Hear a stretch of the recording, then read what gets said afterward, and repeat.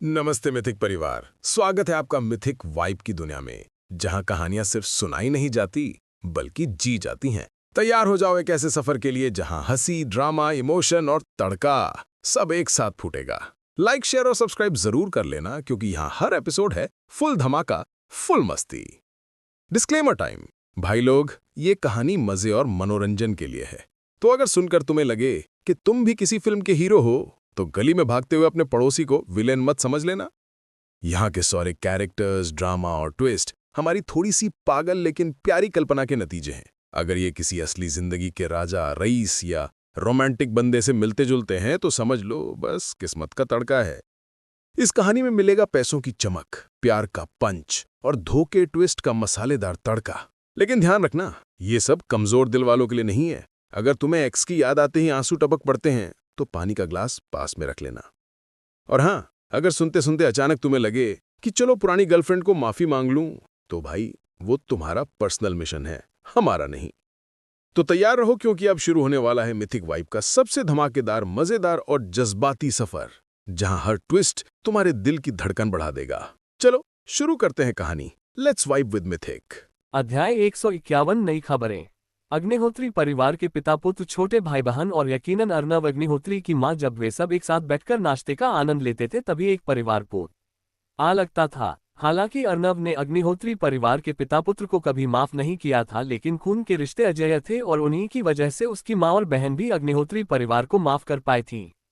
उस पल अर्नव को आखिरकार एहसास हुआ, क्या ये सब अच्छा नहीं था। भले ही वह 1 साल से अपनी मां के साथ नहीं था, लेकिन उसके भाई और बहन ने उनकी सेवा की थी और अग्निहोत्री परिवार के पिता पुत्र ने भी बहुत ध्यान रखा था, जिससे उस बड़ी मां को एक खुशहाल जीवन मिल पाया था। शायद सबसे बड़ी अफसोस की बात यह थी कि अर्नव अपनी मां के साथ रहकर उनकी सेवा नहीं कर पाया। ये सिर्फ शांति अग्निहोत्री का दुख नहीं, बल्कि अर्नव का भी अफसोस था। इस पल अर्नव को एक कहावत याद आई, इस संसार में सब कुछ एक साथ कैसे पा सकते हो, न भगवान को नाराज करो न तुम्हें निराश करो। ये कहावत अर्नव की मौजूदा दुविधा को पूरी तरह बयां करती थी। आकाश और पृथ्वी जितना विशाल हृदय लेकर सभी नदियों को समाते हुए अर्नव शांत भाव से मुस्कुराया, सचमुच पारिवारिक बंधनों से मुक्त होता हुआ। शायद यह उसके लिए सबसे अच्छा परिणाम था। स्वर्ग का महान मार्ग उसके सामने था, खुद को पूरी तरह आजाद कर अब समूह दर मछली के लिए चौड़ा था और आकाश पंछियों के लिए ऊंचा। पारिवारिक बंधन अब नहीं थे। वह उस लक्ष्य की ओर एक एक कदम बढ़ाएगा, जब तक कि वह नवस्वर्ग तक न पहुंच जाए और आकाश तथा पृथ्वी के सभी प्राणियों को नीचे से न एक है। अर्नव अग्निहोत्री, तुम मुझसे भी ज्यादा क्रूर हो, अपने ही परिवार को भी छोड़ दिया। मुझे मानना पड़ेगा, मैं तुम्हारी तारीफ करता हूं, दीपक ने ठंडी व्यंग्यात्मक हंसी के साथ कहा। धप, एक पतली छड़ी नीचे आई दीपक के को जमीन पर गिरा दिया, जिससे उसके मुंह से एक दबी हुई आह निकली। तुम्हें मुझे श्रीमान अर्नव कहकर बुलाना चाहिए, मेरे नाम से नहीं। अगर अगली बार ऐसा हुआ तो मैं तुम्हें अस्थिभंग और मांसपेशी विच्छेदन तकनीक का अनुभव करवाऊंगा, अर्नव ने हल्की मुस्कान के साथ कहा, जिससे दीपक ने उसे कड़वी निगाहों से देखा, फिर जल्दी से जमीन से उठ खड़ा हुआ और एक शब्द भी नहीं बोला। सुरक्षा विभाग मीटिंग रूम। अर्नव मेज के मुखिया के रूप में बैठा था। दीपक उसके बगल में खड़ा था, जबकि मोटू सेठ उत्साह से अर्नव को पिछले 1 साल में पटल लोक के विकास की रिपोर्ट दे रहा था। साहब, डेथ गॉड के सभी निजी अंगरक्षक अब अनाहत स्तर में प्रवेश कर चुके हैं और अन्य 3 समूह दुनिया के विभिन्न हिस्सों में जा चुके हैं। अकेले पटल लोक के बाहरी सदस्यों की संख्या दुनिया भर में 30,000 हो चुकी है। बहुत अच्छे, तुमने बहुत अच्छा काम किया है, अर्नव ने धीरे से सिर हिलाया। अर्नव की तारीफ सुनकर मोटू सेठ की चापलूसी भरी मुस्कान रुकने का नाम नहीं ले रही थी और उसने अपनी आंखों के कोने से चुपचाप दीपक पर एक नजर डाली, फिर मुड़कर कहा, यह नौजवान जो साहब के साथ है वह बड़ी ही कोई साधारण व्यक्ति नहीं होगा।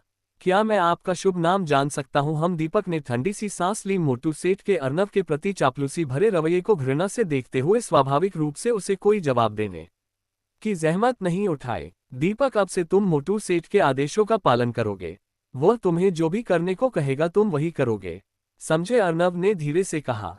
क्या? अर्नव के शब्दों को सुनकर दीपक का चेहरा बदल गया और उसने कहा, श्रीमान अर्नव, क्या आपको कोई गलतफहमी हुई है? इस मोटे मूर्ख का अनाहत स्तर का ही बल है, मैं इसकी आज्ञा क्यों मानूं? है अर्नव ठंडी हंसी हंसा और बोला, क्या तुम्हें लगता है कि भले ही उसका अनाहत स्तर का बल हो, वह तुम्हें पलक झपकते ही नहीं मार सकता? सिर्फ ये। दीपक ने तिरस्कार से फुफकारते हुए मोटू सेठ को कोई महत्व नहीं दिया, ये जानते हुए कि 3 महीने के कठोर प्रशिक्षण के बाद वह पहले जैसा कमजोर युवा नहीं था। मोटू सेठ, अब तुम पर निर्भर करता है कि तुम इस लड़के को अपनी बात मनवा पाते हो या नहीं, अर्नब ने मुस्कुराते हुए चिढ़ाया। अरे श्रीमान अर्नब, कृपया मेरा मजाक मत उड़ाइए, मैं भला इस नौजवान भाई का मुंह काबला कैसे कर सकता हूं, आप मुझे वाकई बहुत ज्यादा आंकते हैं। मोटू सेठ अर्नब के सामने लगातार झुकता रहा, दीपक की तारीफ करते हुए अत्यंत विनम्र व्यवहार दिखा रहा था, जिससे दीपक की आंखों में केवल तिरस्कार ही बढ़ा। फिर भी उसने ध्यान नहीं दिया कि मोटू सेठ चुपके से उसके 3 कदम और करीब आ गया था। छोटे भाई, अब से तुम मेरे बड़े भाई हो। जब तक तुम आदेश दोगे मैं पूरी तरह पालन करूंगा। इस समय तक मोटू सेठ पहले ही दीपक के सामने आ चुका था, झुककर सम्मान कर रहा था। उसकी चापलूसी भरी मुस्कान भी दीपक की आंखों में कैद थी। बस बहुत हुआ, तुम तो ऐसे व्यक्ति हो। अचानक, इससे पहले कि दीपक अपनी बात पूरी कर पाता, मोटू सेठ अभी भी वही मीठी मुस्कान ओढ़े हुए था, लेकिन न जाने कहां से उसके हाथ में एक नीला खंजर आ गया। दीपक को प्रतिक्रिया देने का समय दिए बिना खंजर उसकी गर्दन पर तेजी से रख दिया गया। ये खंजर 100 साल पुराने शीतल लोहे से बना है और दुनिया के सबसे घातक जहर से लेपित है। अगर मैं तुम्हारी त्वचा को थोड़ा सा भी खरोंच दूं तो तुम मौके पर ही बुरी तरह मर जाओगे। मेरा विश्वास करते हो या नहीं? मोटू सेठ की चापलूसी भरी मुस्कान गायब हो चुकी थी। उसकी जगह उसके चेहरे पर दुर्भावना और क्रूरता भरी थी, जिससे दीपक का रंग उड़ गया और वह सदमे में चुप हो गया। इतनी कम उम्र में तुम अहंकारी और अभिमानी हो। आज मैं तुम्हारे खिलाफ चला, लेकिन अगर कोई और होता तो क्या तुम उसके हाथों नहीं मरते? मोटू सेठ ने धीरे धीरे खंजर हटाया, उसकी आवाज ठंडी और कठोर थी। तुम बेशर्म, तुम, ये तो धोखे से हमला था। मोटू सेठ की फटकार का सामना करते हुए दीपक ने आक्रोश में जा मूर्ख, ये दुनिया योग्यतम की विजय के बारे में है। जो जीवित रहता है वही बलवान है, मरे हुए व्यक्ति की परवाह कौन करेगा? मोटू सेठ ने तिरस्कार से हंसते हुए कहा और अर्नब के बगल में पीछे हट गया। दीपक, ये याद रखना, जब तक तुम्हारे पास अजेय शक्ति नहीं है जो सभी षड्यंत्रों को कुचल सके, तब तक इंसान का हृदय सबसे डरावनी चीज है। कभी भी किसी छोटे व्यक्ति को कम मत आंकना, क्योंकि ये छोटे और महत्वहीन व्यक्ति ही तक छोटे ओ महारी कब तक पहुंचा सकते हैं जहां तुम्हें आराम करने के लिए भी जगह नहीं मिलेगी। भले ही तुमने अनाहत स्तर में प्रवेश कर लिया हो, तुम्हें अभी बहुत कुछ सीखना है। मुझे विश्वास है कि मोटू सेठ तुम्हें इस छोटे ओनिया को स्पष्ट रूप से देखने में मदद कर सकता है। उसके साथ रहो और जब तुम मोटू सेठ के कौशल को पूरी तरह से महारत हासिल कर लोगे, तभी तुम मेरे लिए वास्तव में उपयोगी होगे। अर्नब ने कठोरता से बात की, एक बड़ा हाथ हिलाते हुए मोटू सेठ को दीपक को ले जाने का निर्देश दिया। यह उसी समय था जब सुरक्षा विभाग के विभिन्न समूह नेता पहले ही सम्मेलन कक्ष की ओर बढ़ रहे थे। श्रीमान अर्नब, आप आखिरकार लौट आए। विक्रम आकाश जैसे ही सम्मेलन कक्ष में घुसा, उसने जल्दी से अर्नब के सामने झुककर प्रणाम किया।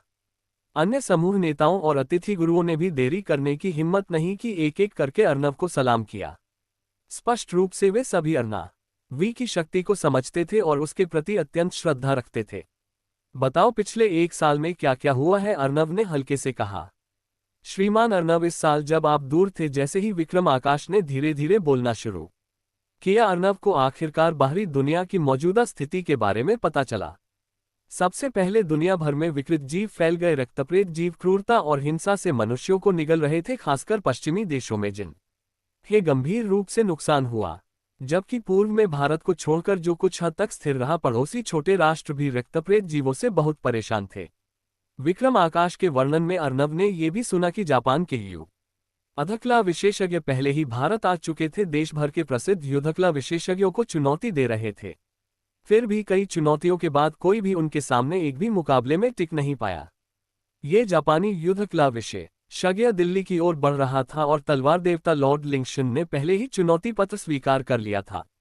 दोनों दिल्ली में एक विशाल युद्ध में शामिल होने वाले थे, एक ऐसी घटना जिसने पूरी दुनिया का ध्यान खींचा था। ऐसी तुच्छ बातों का जिक्र करने की जरूरत नहीं है, मुझे उनमें कोई दिलचस्पी नहीं है। अर्नब ने विक्रम आकाश को जारी रखने से पहले ही रोक दिया। तुमने अभी जिक्र किया कि दुनिया भर में अचानक रहस्यमयी शक्तियां प्रकट हुई हैं। क्या हमारे पास इन शक्तियों के बारे में कोई सुराग है? अर्नब ने पूछा। श्रीमान अर्नब, खुफिया जानकारी के अनुसार दुनिया भर के आम लोगों के बीच अत्यंत रहस्यमयी शक्तियां फैल रही हैं। इन शक्तियां का मूल अज्ञात है, लेकिन वे लगातार सामान्य लोगों को अवशोषित कर रही हैं, उन्हें विभिन्न साधना विधियां सिखा रही हैं।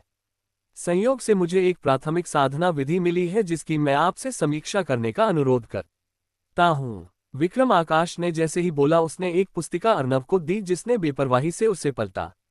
दर्जनों क्षणों के बाद जब अर्नव ने पुस्तिका बंद की तो उसकी अभिव्यक्ति धीरे धीरे अजीब हो गई क्योंकि उसे एक छोटी ही शेष रूप से दिलचस्प बात पता चली थी। अर्नव अग्निहोत्री के हाथ में जो पुस्तिका थी वह कोई युद्धकला साधना विधि नहीं थी बल्कि अमृतत्व के मार्ग से निकली एक निम्नस्तरीय प्राण साधना विधि थी। इसमें रक्तसार का भक्ष अना करने की तकनीकें भी थीं जो स्पष्ट रूप से उन भयानक रक्तप्रेतों द्वारा सिखाई गई थीं। अर्नव को अच्छी तरह याद था कि रक्तसागर युद्धभूमि से 10 लाख से ज्यादा रक्तप्रेत भागे थे जिनमें कई फॉर्मिडेबल प्राणी बड़े ही थे। वे कभी महान देवता थे और यद्यपि वे प्राचीन युद्धों में मारे गए और उनकी शेष आत्माएं रक्तसागर के नीचे दब गईं उन्हें कम नहीं आंका जा सकता था। अर्नव एक बात गहराई से समझता था कि इन अमर आत्माओं के अवश्य एश साधारण रक्तप्रेतों जैसे नहीं थे। उनकी आध्यात्मिक बुद्धि अत्यंत उच्च थी और उन्हें अपने पिछले जीवन की स्पष्ट यादें थीं। मनुष्यों के बीच छिपकर वे लगातार रक्तप्रेतों के सार का भक्षण कर रहे थे और उनकी साधना अविश्वसनीय गति से आगे बढ़ रही थी। अगर ये लंबे समय तक चलता रहा तो उनकी साधना धीरे धीरे अपने पिछले स्तर पर लौटाने की संभावना थी और तब दुनिया घोर अराजकता में डूब जाएगी। और यह साधना तकनीक स्पष्ट रूप से अमर अवशेषों में से एक द्वारा सिखाई गई थी। पर वे ऐसा क्यों कर रहे थे? अर्नव धीरे धीरे गहरी सोच में डूब गया। उसकी आंखों में एक अजीब सी चमक कौंध रही थी। ये स्पष्ट था कि विक्रम आकाश और अन्य अभी भी अमर अवशेषों के सच्चे आतंक से अनभिज्ञ थे। ये खेल और भी दिलचस्प होता जा रहा है। अर्नव ने उत्तेजना भरी आवाज में बड़बड़ाया, मुझे उम्मीद है कि तुम जल्द ही सामने आओगे ताकि मैं देख सकूं कि पृथ्वी के देवलोक के देवता ओ के पास पहले कौन सी भयानक विधियां थीं। अर्नव का उत्साहित होना कोई आश्चर्य की बात नहीं थी। अगर वह इन अमर अवशेषों का भक्षण कर पाता तो उसकी साधना में गुणात्मक छलांग आएगी। संकट पार करने के अंतिम चरणों में त्वरित सफलता प्राप्त करना और अमर परीक्षा का सामना करना भी असंभव नहीं था। सबसे महत्वपूर्ण बात अर्नव को स्पष्ट रूप से याद था कि रक्तसागर युद्धभूमि में इन अमर अवशेषों ने उसे बताया था कि उन्हें महिराव ने मारा था और यहां तक कि यह भी बताया था कि अक्षय अमर ग्रंथ वास्तव में एक असुर ग्रंथ था। प्राचीन युद्ध किस कारण से शुरू हुआ, महिराव वास्तव में कौन था और आध्यात्मा की उसके खिलाफ क्या साजिश थी, ये सभी रहस्य यह अमर आत्माओं के इन अवशेषों के माध्यम से उजागर हो सकते हैं क्योंकि उन्हें अपने पिछले जीवन की कुछ यादें थीं जो उसके लिए कई सुराग प्रदान कर सकती थीं। श्रीमान अर्नव, आप क्या कह रहे हैं? विक्रम आकाश ने भ्रमित होकर पूछा। विक्रम आकाश की आवाज ने अर्नव को उसकी सोच से बाहर निकाला और उसने हल्की हंसी के साथ जवाब दिया, तुमने अच्छा काम किया है। अगर तुम्हें इसके बारे में कोई और खबर मिलती है तो मुझे तुरंत बताना। विक्रम आकाश की आंखों में थोड़ी हैरानी झलक उठी।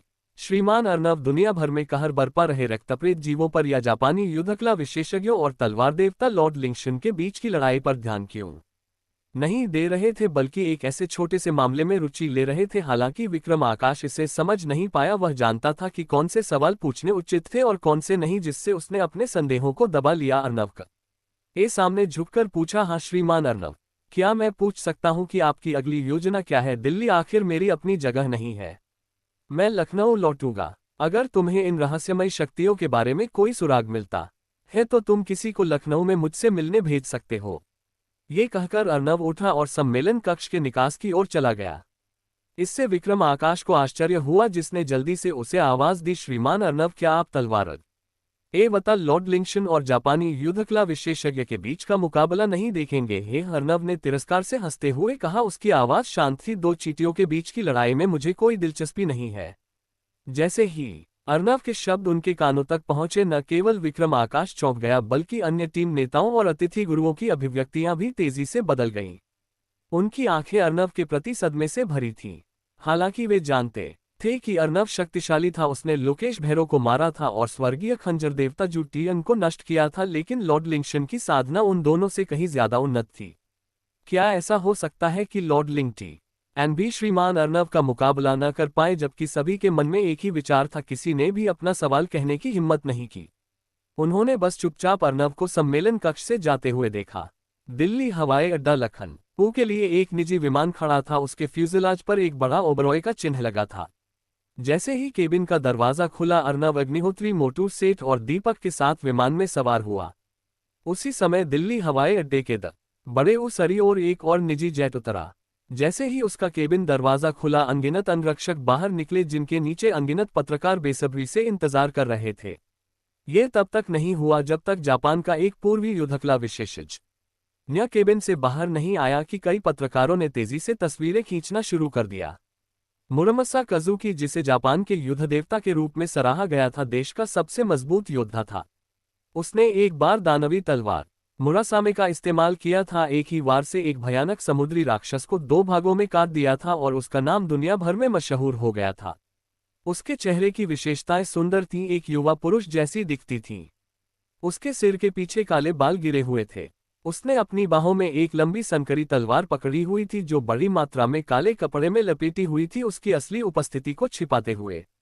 स्पष्ट रूप से ये तलवार पौराणिक का दानवी तलवार मुरासामे थी। श्रीमान मुरामसा काजुकी, आप इस साल केवल 30 वर्ष के हैं, जबकि तलवार देवता लॉर्ड लिंगशन 100 साल पहले भारत के दूसरे सबसे उच्च रैंक वाले विशेषज्ञ हैं। क्या आपको सच में लगता है कि आप तलवार देवता लॉर्ड लिंगशन को हरा सकते हैं? एक पत्रकार ने सीधे तौर पर एक संवेदनशील सवाल पूछा। कछुए लंबी उम्र जीते हैं, पर क्या तुम्हें लगता है कि एक कछुआ मेरा मुकाबला कर सकता है? भारत की भाषा में धाराप वाह, ये शब्द मुरामसा काजुकी के मुंह से आसानी से निकले। हालांकि उसकी आवाज शांत थी, उसके शब्दों का अर्थ तुरंत पत्रकारों के बीच हलचल मचा गया, जिन्होंने अपने कैमरे उस पर ताने उसके बयान को प्रमुख टेलीविजन नेटवर्कों पर प्रसारित किया। साफ नीले आकाश के नीचे फुर्सत से तैरते बादलों के साथ अर्नव अग्निहोत्री की आंखें खिड़की से बाहर देख रही थीं। उसके विचार कुछ धुंधले थे। आज दिल्ली छोड़ते हुए वह शायद अपने परिवार को फिर कभी न देख पाएगा, यह उसकी पसंद थी, लेकिन इसने उसे अफसोस से भर दिया था। अर्नव के लिए एकमात्र सांत्वना ये थी कि उसकी मां के पास अभी भी उसके भाई और बहन का साथ था, जो सबसे बुरा परिणाम नहीं था। अर्नव ने एक छोटी गिलास रेड वाइन पकड़ी हुई थी जिसे वह कभी भी पी रहा था। उसकी भौहें थोड़ी सिकुड़ी, उसने वाइन अलग रख दी, स्पष्ट रूप से इस विदेशी शराब से अभिभूत था जिसे पीने की उसे आदत नहीं थी। लखनऊ हवाई अड्डा, सैकड़ों लग्जरी गाड़ियां खड़ी थीं जिसमें हजारों काले कपड़ों में आदमी एक पंक्ति में खड़े थे। आम लोगों को पीली टेप से दूर रखा गया था, उन्हें सीमा पार करने की मनाही थी। पूरी तरह से हथियारों से लैस और हाई अलर्ट पर वहां राइफलों के साथ अनगिनत गश्ती सैनिक थे जो हवाई अड्डे के हर तरफ घूम रहे थे, जैसे कि कोई बहुत महत्वपूर्ण व्यक्ति लखनऊ शहर में आने वाला था। ऐसा दृश्य बनाते हुए लखनऊ के आम लोग चर्चा करते रहे और दूर से देखते रहे। उनके चेहरों पर आश्चर्य साफ झलक रहा था। उन्होंने पहले ऐसा नज़ारा कभी नहीं देखा था और एक मूर्ख भी बता सकता था कि कोई बहुत महत्वपूर्ण व्यक्ति लखनऊ शहर में आने वाला था। लखनऊ हवाई अड्डे के बीच में नैना ओबरॉय आए एक लंबी काली गाउन में सजी और पटल लोग के 3 प्रमुख समूह काले कपड़ों में सीधे और गंभीर रूप से देवदार के पेड़ों की तरह खड़े थे। हर चेहरे पर गंभीरता और सम्मान था। वे आ गए, नैना ओबरॉय ने गंभीरता से कहा। दूर आकाश में एक बड़ा गर्जना करता हुआ विमान धीरे धीरे लखनऊ हवाई अड्डे की ओर उतर रहा था। जैसे ही निजी विमान रुका, केबिन का दरवाजा जल्दी से खुला और एक लंबा चौड़ा व्यक्ति नैना ओबरॉय की आंखों के सामने आया। लखनऊ में आपका स्वागत है श्रीमान अर्नव। नैना ओबरॉय ने गहराई से झुककर प्रणाम किया, जिससे उसके पीछे हजारों अंगरक्षक भी प्रणाम करने लगे। सभी जोर जोर से अर्नव अग्निहोत्री का नाम पुकार रहे थे, जिससे पूरा हवाई अड्डा गगनभेदी प्रतिध्वनियों से भर गया। अपने सामने का नजारा देखकर अर्नव अग्निहोत्री थोड़ा चौंक गया। उसे उम्मीद नहीं थी कि नैना ओबरॉय उसके लिए इतना भव्य स्वागत समारोह आयोजित करेगी, जिससे स्पष्ट रूप से लखनऊ में उसकी वापसी को कितना महत्व दिया जा रहा था। नैना, तुमने बहुत मेहनत की है। अर्नव ने सिर हिलाया और धीरे से कहा, यह मेरा कर्तव्य है। नैना ओबरॉय ने श्रद्धा से जवाब दिया, कोई गर्व महसूस करने की हिम्मत नहीं की। एक शानदार सेडान आए और नैना ओबरॉय ने कार का दरवाजा खोलकर अर्नव अग्निहोत्री को अंदर आने के लिए आमंत्रित किया। उसके बाद काले सेडानों का एक बड़ा काफिला आगे आगे चला और अर्नव की पार्टी धीरे धीरे हवाई अड्डे से रवाना हो गई। हालांकि हवाई अड्डे के पास के स्थानीय लोग सभी अर्नव अग्निहोत्री की पहचान का अनुमान लगा रहे थे। अग्निहोत्री सदन, यह एक शानदार विला था जिसमें व्यक्ति की सोच से भी ज्यादा सुविधाएं थीं और यहां तक कि अकल्पनीय चीजें भी थीं। इस सुपर विला के निर्माण में पूरा 1 साल लगा। इसका व्यक्तिगत रूप से नैना ओबरॉय ने निरीक्षण किया था और कोई नहीं जानता था कि विला का मालिक कौन था, जिससे यह हटकलें लगने लगी कि विश्वकन्या नैना ओबरॉय इतने शानदार घर के निर्माण पर इतना पैसा क्यों खर्च करेगी।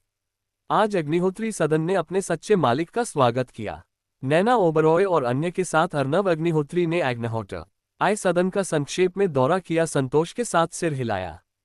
चाहे वह आधुनिक सुविधाएं हो या घर का लेआउट, अग्निहोत्री सदन को उत्तम बताया जा सकता था, जिससे ये भी पता चलता था कि नैना ओबरॉय अर्नव अग्निहोत्री का ओ कितना महत्व देती थी।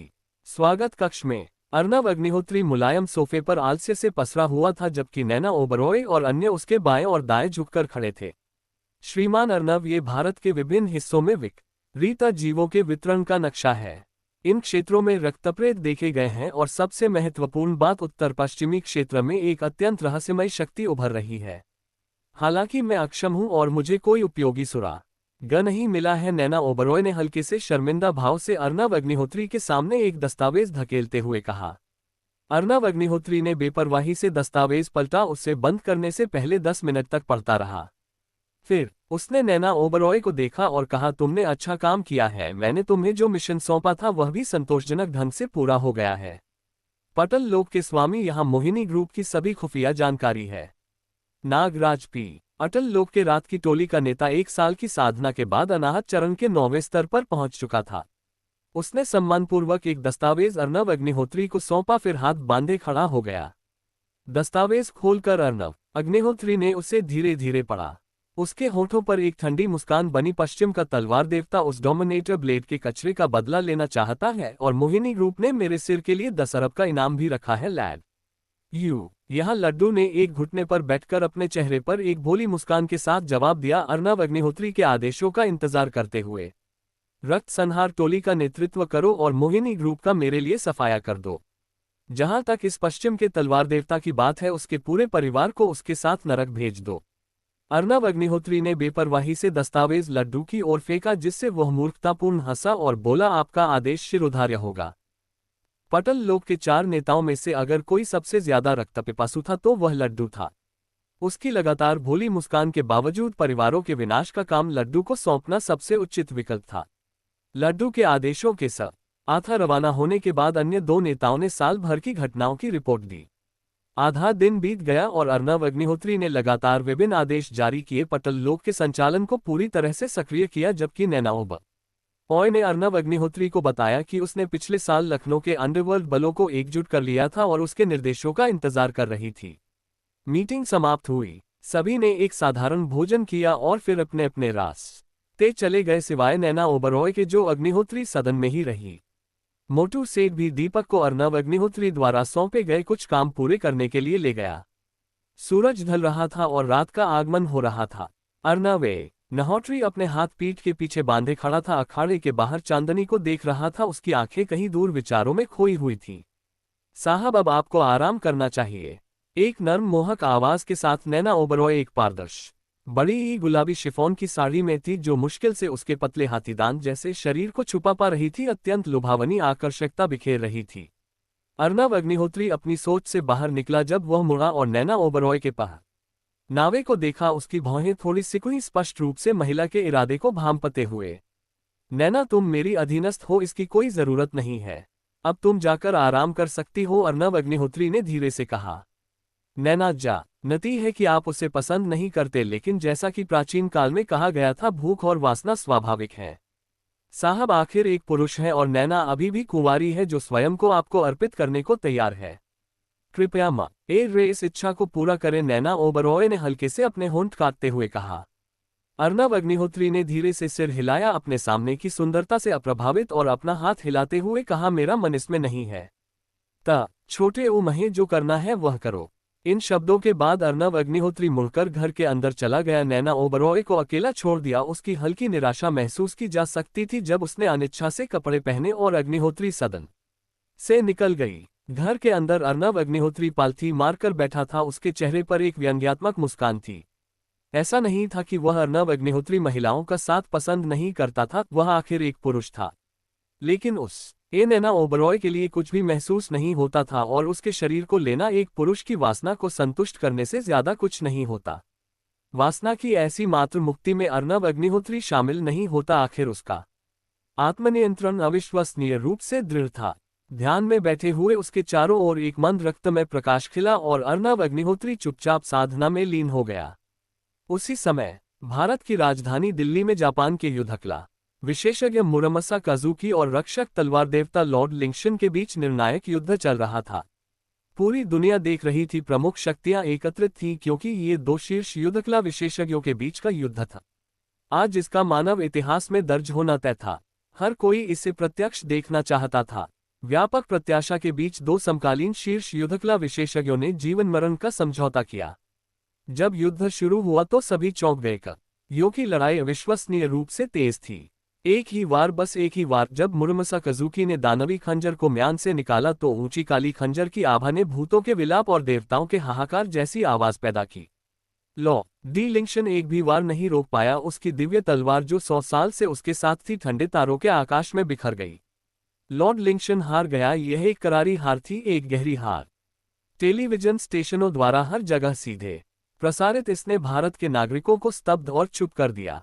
100 साल पुराना तलवार देवता भारत के युद्धकला के शिखर पर खड़ा मुरामासा काजुकी एक युवा योद्धा के हाथों कैसे हार सकता था। दुनिया में हलचल मच गई और भावन आए चरम पर थीं। भारत के नागरिक इस वास्तविकता को स्वीकार नहीं कर पा रहे थे, लेकिन उन्होंने सीधे टेलीविजन प्रसारण में देखा कि लॉर्ड लिंगशन की दिव्य तलवार टूट गई थी। उसकी छाती खून से सनी थी। वह वास्तव में मुरामासा काजुकी से हार गया था। क्या यह तुम्हारा रक्षक तलवार देवता है? यह मेरे एक वार का भी मुकाबला नहीं कर पाया। मेरे विचार में रक्षक तलवार देवता का खिताब मुझे ही दे देना चाहिए। अब से मैं मुरामासा काजुकी तुम्हारे भारत की रक्षा करूंगा। मुरामासा काजुकी ने मंच पर तिरस्कार भरी मुस्कान के साथ कहा। उसके शब्दों ने भारत के नागरिकों को अत्यधिक क्रोधित कर दिया। फिर भी उपस्थित कई युद्धकला विशेषज्ञों में से किसी ने आगे बढ़ने की हिम्मत नहीं की, क्योंकि अगर लॉर्ड लिंगशन भी हार गया था तो वे भला मुरामासा काजुकी का मुकाबला कैसे कर सकते थे। अगर हिम्मत है तो मुझे मार डालो। कभी सम्मानित दिव्य तलवार देवता जो एक सदी पहले छोटे ओनिया में दूसरे स्थान पर थे और पूरे ब्रह्मांड में लोगों द्वारा पूजे जाते थे, एक विदेशी नौजवान द्वारा शर्मनाक हार का सामना कर चुके थे, जिससे लॉर्ड लिंगशन को अत्यधिक अपमान मिला। तुम मुझसे पहले ही हार चुके हो और तुम मुरासा में दानवी तलवार के नीचे मरने के योग्य नहीं हो। अब तुम जा सकते हो। मुरामासा काजुकी ने तिरस्कार से हंसते हुए कहा। फिर भारत के युद्धकला विशेषज्ञों की ओर देखा और बोला, यहां तक कि तुम्हारे तलवार देवता भी मुझसे हार गए हैं। अब से भारत के प्राचीन युद्धकला संसार में मैं मुरामासा काजुकी सर्वोच्च अधिकार मानूंगा। मुझे लगता है कि आप में से किसी को कोई आपत्ति नहीं होगी लॉर्ड लिंगशन को हराने से। यह फर्क पड़ता है, हमारे भारत में अभी भी श्रीमान अर्नव अग्निहोत्री, ऋषि सुमंत और भिक्षु महाकाश्यप हैं। इतनी छोटी महत्वहीन देश का एक युद्धकला विशेषज्ञ ऐसी ढीठ बातें कहने की हिम्मत कैसे कर सकता है? एक युद्धकला विशेषज्ञ ने जोर से फटकारा। हाँ, इसमें कोई शक नहीं। दूसरे युद्धकला विशेषज्ञ ने क्रोधित होकर गर्जा। बौद्ध धर्म और ऋषि परंपरा की गहरी और पुरानी विरासत जो हमारे देश के स्तंभ है। केवल श्रीमान अर्नव अग्निहोत्री की अद्वितीय साधना से बीस्ट टाइप को तितर बितर करने के आधार पर भी तुम्हें मारना मुर्गी को मारने जितना आसान होगा। अर्नव अग्निहोत्री, मुरामासा काजुकी ने बुदबुदाया, फिर तिरस्कार से हंसते हुए कहा, मैंने इस व्यक्ति के बारे में सुना है। वह मुझसे छोटा है, फिर भी उसकी साधना वास्तव में उल्लेखनीय है। इस पर मुरामासा काजुकी ने विभिन्न प्रमुख टीवी नेटवर्कों के कैमरों की ओर मुड़कर एक ठंडी मुस्कान के साथ कहा, लेकिन इससे क्या फर्क पड़ता है? महज एक अर्नव अग्निहोत्री भी मेरा मुकाबला नहीं कर सकता। आज मैं भारत आया हूं ताकि तुम सबको बता सकूं कि पूर्व का नंबर 1 विशेषज्ञ मैंने मुरामासा काजुकी ने यह उपाधि हासिल कर ली है। अगर वह अर्नव अग्निहोत्री असहमत है तो वह व्यक्तिगत रूप से आकर मुझे चुनौती दे सकता है। जैसे ही ये दृश्य टेलीविजन पर सीधा प्रसारित हुआ, इसने तुरंत भारत के नागरिकों के बीच गुस्से की लहर पैदा कर दी और घटनास्थल पर मौजूद युद्धकला विशेषज्ञों के चेहरे लाल हो गए थे। उन्हें उम्मीद नहीं थी कि मुरामासा काजुकी की इतनी बड़ी महत्वाकांक्षाएं होंगी। उसने न केवल लॉर्ड लिंगशन को हराया और अपमानित किया, बल्कि पूर्व के सर्वोच्च विशेषज्ञ का खिताब भी हासिल करने की आकांक्षा रखता था। पूर्व का सर्वोच्च विशेषज्ञ क्या परिभाषित करता है? पूर्वी राष्ट्रों में युद्धकला का अद्वितीय स्वामी जिसका कोई मुकाबला न कर सके, वही पूर्व का सर्वोच्च विशेषज्ञ होता है। हाँ, सिर्फ तुम एक महिला आत्मविश्वास से मंच पर आई। उसकी आंखें मुरामासा काजुकी को देखकर घृणा से भरी थीं। चुटकी वहां से नीचे उतर आओ, तुम उसका मुकाबला नहीं कर सकती। लॉर्ड लिंगशन के मुंह से खून बह रहा था, फिर भी चुटकी को मंच पर आते देख वह चीखने से खुद को रोक नहीं पाया। उसे गहरी चिंता थी कि चुटकी मुरामासा काजुकी की क्रूरता का शिकार हो जाएगी। तुम कौन हो? क्या तुम भी मुझे चुनौती देना चाहत? बड़ी ही हो युवा लेकिन शक्तिशाली। चुटकी को देखकर मुरामासा काजुकी की आंखें चमक उठी। उसकी आंखों में तीव्र इच्छा झलक रही थी। मैं मानती हूं कि मैं तुम्हारा मुकाबला नहीं कर सकती, लेकिन मैं तुम्हें यहां मेरे गुरु का बारे में अपमान और बकवास करने की अनुमति नहीं दूंगी, चुटकी ने तेज आवाज में कहा। तुम्हारा गुरु कौन है? अर्नव अग्निहोत्री दोनों के बीच के संवाद से नीचे दर्शक चौंक गए, क्योंकि हालांकि अर्नव अग्निहोत्री की बहुत कम लड़ाइयां दर्ज थी, वह कभी हारा नहीं था और उसकी साधना की सीमा दुनिया को अज्ञात थी। अर्नव अग्निहोत्री इस नाम का दोबारा जिक्र करते हुए मुरामासा काजुकी ने अपनी आंखें सिकोड़ लीं और चुटकी को कुछ देर तक आंकन एक के बाद कहा, तुम मुझे बहुत पसंद हो महिला। एक शर्त लगाते हैं, अगर मैं उस अर्नव अग्निहोत्री को हरा देता हूं तो तुम मेरी महिला बन जाओगी। कैसा रहेगा? सिर्फ तुम मेरे गुरु का मुकाबला मुश्किल से ही कर पाओगे, लेकिन मैं तुम्हें चेतावनी दूंगी, अगर तुम सचमुच मेरे गुरु को ढूंढते हो तो तुम्हारी कब्र के लिए भी जगह नहीं मिलेगी। चुटकी ने ठंडी हंसी के साथ जवाब दिया, तुम काफी दिलचस्प महिला हो और seem very confident about him, but that's good. When I defeat him you'll see who the real strong warrior is. Muramasa Kazuki narrowed his eyes as he spoke. दो शीर्ष स्तरीय योद्धाओं के बीच का टकराव अचानक समाप्त हो गया, मुरामासा के ओजुकी की भयानक क्षमताओं को दुनिया के सामने प्रदर्शित करते हुए। लेकिन यह अभी खत्म नहीं हुआ था। बड़ी प्रत्याशा के बीच मुरामासा काजुकी दिल्ली छोड़कर लखनऊ शहर की ओर बढ़ा और सार्वजनिक रूप से घोषणा की कि आकथित अर्नव अग्निहोत्री उसका मुकाबला नहीं कर सकता। दिल्ली के नंबर 1 अस्पताल में लॉर्ड लिंगशन का चेहरा पीला था, उसकी छाती पर ब्लेड के घाव का निशान भयानक था और कई डॉक्टर उसकी चोटों का इलाज कर रहे थे। आज यो ड्रैगन और चुटकी पास खड़े थे, दोनों बहुत परेशान दिख रहे थे।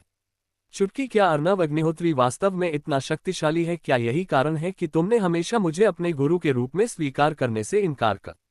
छोटी ही या लॉर्ड लिंगशन ने अपनी आवाज में अनिच्छा के साथ पूछा। उसका चेहरा लाल हो गया था।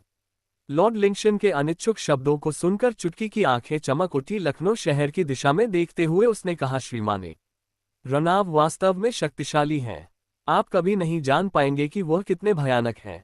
इस बार जब मुरामासा काजुकी उन्हें चुनौती देगा तो उसका भाग्य केवल मृत्यु होगा। हाँ, अजूर ड्रैगन ने धीरे से सिर हिलाते हुए कहा, मुझे विश्वास है कि श्रीमान अर्नव इस आदमी को हरा सकते हैं और इससे भी बढ़कर पूर्व के नंबर 1 स्वामी के सिंहासन पर आसीन हो सकते हैं। हाँ, अचानक लॉर्ड लिंगशन हंसी में फूट पड़ा। उसकी आंखों से आंसू बह रहे थे जब वह हंस रहा था। पूर्व का नंबर 1 स्वामी, क्या मजाक है, क्या मजाक है? लॉर्ड लिंगशन ने दोनों लोगों की ओर ध्यान से देखा और कहा, मैं मानता हूं कि मैं मुरामासा काजुकी का मुकाबला नहीं कर सकता, लेकिन अगर एक रनाव अग्निहोत्री उसे हरा भी दे तो पूर्व का नंबर 1 स्वामी बनना सिर्फ एक मजाक है। लॉर्ड लिंगशन की उन्मत्त अवस्था को देखकर अजूर ड्रैगन और उसके साथी चौंक गए। उन्हें समझ नहीं आ रहा था कि लॉर्ड लिंगशन ऐसी बातें क्यों कहेगा। पूर्व का असली नंबर 1 स्वामी मृत्युलोक में कदम रखने की जहमत नहीं उठाएगा।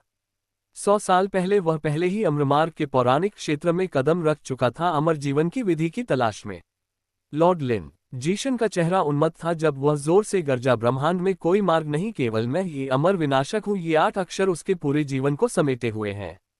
वह देव और अमर दोनों है। हजारों वर्षों में कोई भी उसके कंधे से कंधा मिलाकर खड़ा नहीं हो सकता। वह कौन है? लॉर्ड लिंगशन को इतना उन्मत्त देखकर अजूर ड्रैगन ने कांपते हुए पूछा।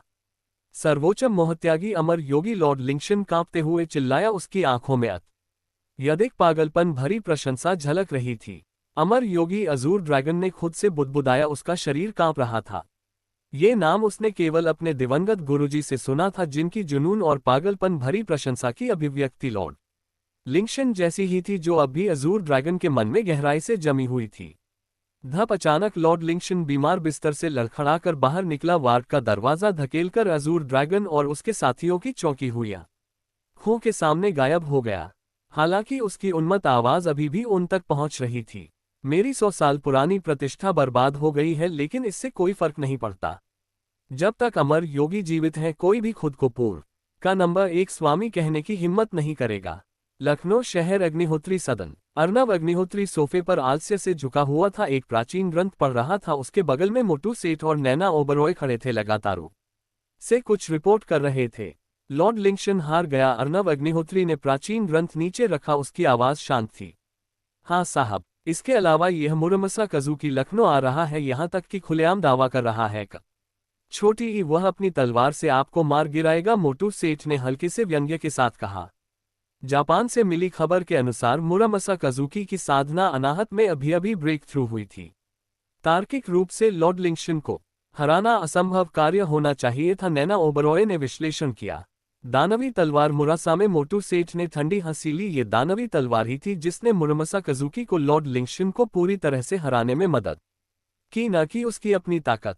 हाँ, दानवी तलवार मुरासामे जापान के दिव्य शस्त्रों में से एक है। आकाशीय मेघ तलवार जो इतिहास में गायब हो गई थी, उसे छोड़कर दानवी तलवार मुरासामे साधारण नश्वर चीजों से अतुलनीय है। नैन ए ओबरॉय ने कहा, अगर सिर्फ 2 दिन की शांति का आनंद लेना हो, फिर भी हमेशा कोई न कोई मुसीबत पैदा करने वाला होता है। मोटू सेठ, यह मामला तुम्हारे ऊपर छोड़ता हूं। अर्नब अग्निहोत्री ने फिर से प्राचीन ग्रंथ उठाया, क्योंकि तथाकथित मुरासामे काजुकी को वह कोई खतरा नहीं मानता था। समझा, मोटू सेठ ने हंसते हुए कहा, मुड़कर चला गया। हालांकि दानवी तलवार मुरासामे अत्यंत दुर्जय थी, जापान के दिव्य शस्त्रों में से एक होने के बावजूद मोटू सेठ हमेशा मानता था कि जब षड्यंत्रकारी चालों की बात आती है तो मुरासामे काजुकी उसका मुकाबला नहीं कर सकता। साहब, इस समय सभी प्रमुख शक्तियां आपको देख रही हैं, क्या आप स्वयं कोई कार्रवाई करने की योजना नहीं बना रहे हैं? नैना ओबरॉय ने संदेह में पूछा। अर्नब अग्निहोत्री की भौहें हल्की सी सिकुड़ी और उसने कहा, दुनिया में इतनी सारी चींटियां हैं, अगर मुझे व्यक्तिगत रूप से उन सबको सुलझाना पड़ा तो फिर तुम हारा क्या काम है? नैना अपनी गलती मानती है। नैना ओबरॉय जल्दी से जमीन पर घुटने टेककर बैठ गई, स्पष्ट रूप से जानती थी कि उसने गलत बोल दिया था। उठो, अर्नब अग्निहोत्री ने शांत आवाज में कहा, तुम्हें याद रखना चाहिए, मैंने तुम्हें इसलिए प्रशिक्षित किया है ताकि तुम मेरे लिए इन तुच्छ जीवों का सफाया कर सको। जब तक ऐसा कोई दुश्मन न हो जिसका तुम सामना न कर सको, मैं कोई कदम नहीं उठाऊंगा। नैना गुरुजी की शिक्षाओं को ध्यान में रखेगी? नैना ओबरॉय ने धीरे से कहा। शिवालिक पर्वत, विशाल पर्वत श्रृंखलाएं दूर दूर तक फैली हैं, आकाश और पृथ्वी को जोड़ती हुई। लहरदार पर्वत श्रृंखलाएं भूमि पर एक विशाल अजगर की तरह पसरी हुई हैं, जो उन्हें दूर से देखने वालों में एक तुच्छता का एहसास कराती हैं। लॉर्ड लिंक्शन फटे हुए कपड़ों में जंगल से गुजरते हुए, उसके चेहरे पर पागलपन और रोष था, क्योंकि वह शिवालिक पर्वत की छोटी छोटी पहाड़ी पगडंडियों पर चढ़कर चोटी तक पहुंचा। पर्वत की चोटी पर एक शीतल तालाब, एक कुटिया, एक समाधि, इनके अलावा और कुछ नहीं था। जब तक लॉर्ड लिंक्शन पर्वत की चोटी पर नहीं पहुंचा, तब तक वह चकित होकर चारों ओर देखता रहा, लगातार उस पौराणिक हस्ती को खोज रहा था। हालांकि जब उसकी आंखें चोटी पर मौजूद समाधि पर पड़ी तो उसकी पूरी अभिव्यक्ति नाटकीय रूप से बदल गई और वह समाधि की ओर तेजी से बढ़ा। एक समाधि के पत्थर पर 5 बड़े अक्षर थे, दिवंगतम रयोगी। यह असंभव है, बिल्कुल असंभव। लॉर्ड लिंक्शन ने इनकार में गर्जा, उसे बस यह विश्वास नहीं हो रहा था कि जिस व्यक्ति को उसने अपने पूरे जीवन में पूजा था, उसे एक समाधि में दफनाया गया होगा। मैं लॉर्ड लिंक्शन अभी मरा भी नहीं हूं। अमर योगी बड़े भ्राता को भला समाधि में कैसे दफनाया जा सकता है? लॉर्ड लिंक्शन ने ऊंची आवाज में चिल्लाया, ऐसे परिणाम को स्वीकार करने में असमर्थ था। अमर योगी बड़े भ्राता, कृपया बाहर आइए और अपने छोटे भाई से मिलिए। लॉर्ड लिंक्शन ने चारों दिशाओं में चिल्लाया, जिससे उसके चारों ओर का शून्य गर्जना की आवाज के साथ गूंज उठा। अफसोस की बात है कि लॉर्ड लिंक्शन कितनी भी आवाजें लगाता रहा, शिवालिक पर्वत की चोटी से कोई जवाब नहीं आया। ऐसा लग रहा था कि यह सिर्फ एक दफनाने की जगह थी जहां कोई जीवित व्यक्ति नहीं रहता था। अमर योगी बड़े भ्राता, इस दुनिया में हर कोई मर जाएगा, लेकिन मुझे सच में विश्वास है कि आप इस दुनिया में अभी भी जीवित हैं। कृपया बाहर आइए और अपने छोटे भाई से मिलिए। लॉर्ड लिंक्शन रोते हुए चिल्लाया, मृत्युलोक से मेरा कोई संबंध नहीं रहा, जहां से आए हो वहीं लौट जाओ। अचानक एक उदासीन और निर्दयी आवाज आकाश और पृथ्वी की 8 दिशाओं से निकली। वह आवाज प्राचीन और गहरी, समय और स्थान की बाधाओं को पार करती हुई प्रतीत हुई और लॉर्ड लिंक्शन के कानों तक पहुंची। अमर योगी बड़े भ्राता, आप सचमुच जीवित हैं? लॉर्ड लिंक्शन चौंककर और अत्यधिक उत्तेजना से गरजा। जनन शून्य कांप उठा, तरंगे फैल गईं और आकाश में एक लंबी आकृति प्रकट हुई। उसका शरीर धुंधला और मायावी था, उसके चारों ओर एक अवर्णनीय चमक धीरे धीरे फैल रही थी, जिससे दिव्य मार्ग की परम सरलता की आभा निकल रही थी। जीवन 8 कष्टों से भरा है, कामना, क्रोध, मोह, विरोध से द्वेष, वियोग से आसक्ति, अप्राप्य इच्छाओं का दुख। तुम्हारा हृदय क्रोध और शिकायत से भरा है, अपनी प्रतिष्ठा में फंसे हुए हो, तुम भ्रामक मार्गों पर भटक गए हो। ये कितनी पीड़ादायक बात है। अमर योगी ने त्याग के साथ आह भरी। अमर योगी बड़े भ्राता, में लॉर्ड लिंक्शन के चेहरे का रंग उड़ गया, उसका शरीर हल्का सा कांप रहा था। मैं तुम्हारी यात्रा का उद्देश्य समझता हूं, लेकिन मैंने पहले ही मृत्युलोक को पीछे छोड़ दिया है और सांसारिक मामले अब मुझे चिंतित नहीं करते। तुम जा सकते हो, अमर योगी ने शून्य में बैठे हुए कहा। उसके भीतर युद्धकला का वज्रनाद गूंज रहा था। युद्धकला का वज्रनाद ब्रह्मांड को भेदता हुआ। क्या ऐसा हो सकता है? क्या ऐसा हो सकता है कि अमर योगी बड़े भ्राता ने आखिरकार ब्रह्मांड के बंधनों को तोड़ दिया है और स्वर्णकाय मार्ग पर कदम रख दिया है? लॉर्ड लिंक्शन ने सदमे में चिल्लाया। अनाहत स्तर से ऊपर एक व्यक्ति को भूअमर कहा जाता है जिसकी आयु 300 साल तक पहुंचती है। ये सिर्फ लोगों का कहना है, लेकिन लॉर्ड लिंगशन और अन्य की नज़रों में तथाकथित भूअमर अवस्था वास्तव में आधारभूत साधना चरण के रूप में जानी जाती है। बस उन्हें अवशोषित करने के लिए प्राणशक्ति की कमी होती है और वे जीवन भर कोई और प्रगति करने के लिए अभिशप्त होते हैं। आधारभूत साधना चरण से ऊपर स्वर्णकाय अवस्था है। अमर योगी 100 साल पहले इस क्षेत्र में कदम रख चुके थे और आज 100 साल बाद उसके भीतर से निकलने वाली युद्धकला का वज्रनाद, क्या ऐसा हो सकता है कि उसका स्वर्णकाय महान सफलता तक पहुंच गया था। स्वर्णकाय अवस्था, अमर योगी ने खुद से बुदबुदाया और फिर धीरे से सिर हिलाया। तुम गलत हो। जब इस दुनिया में प्राणशक्ति का अभाव है तो मैं वास्तव में एक साधक कैसे बन सकता था। मैं अमर योगी 100 साल तक साधना की है और भले ही दुनिया की प्राणशक्ति के बिना अमरत्व का मार्ग कटा हुआ है, मैंने एक ऐसा मार्ग बनाया है जिस पर मेरे पूर्वजों ने यात्रा नहीं की। मेरा मार्ग युद्धकला के माध्यम से धर्म प्रवेश करना है, केवल स्वयं की साधना करना, आकाश और पृथ्वी के प्रति कोई श्रद्धा नहीं दिखाना। जैसे ही अमर योगी के शब्द गिरे, लॉर्ड लिंगशन स्तब्ध खड़ा रह गया, विचारों में खोया हुआ। ये केवल अमर योगी जैसा प्रतिभाशाली व्यक्ति ही था जो ब्रह्मांड के बंधनों से मुक्त होकर अपना रास्ता बना सकता था। इस दुनिया में हमेशा असाधारण लोगों की एक छोटी सी मुट्ठी भर आबादी होती है जिनके पास महान दृढ़ संकल्प और बुद्धि होती है। वे भाग्य में विश्वास नहीं करते, केवल स्वयं पर विश्वास करते हैं, और अमर योगी बिल्कुल ऐसा ही व्यक्ति था।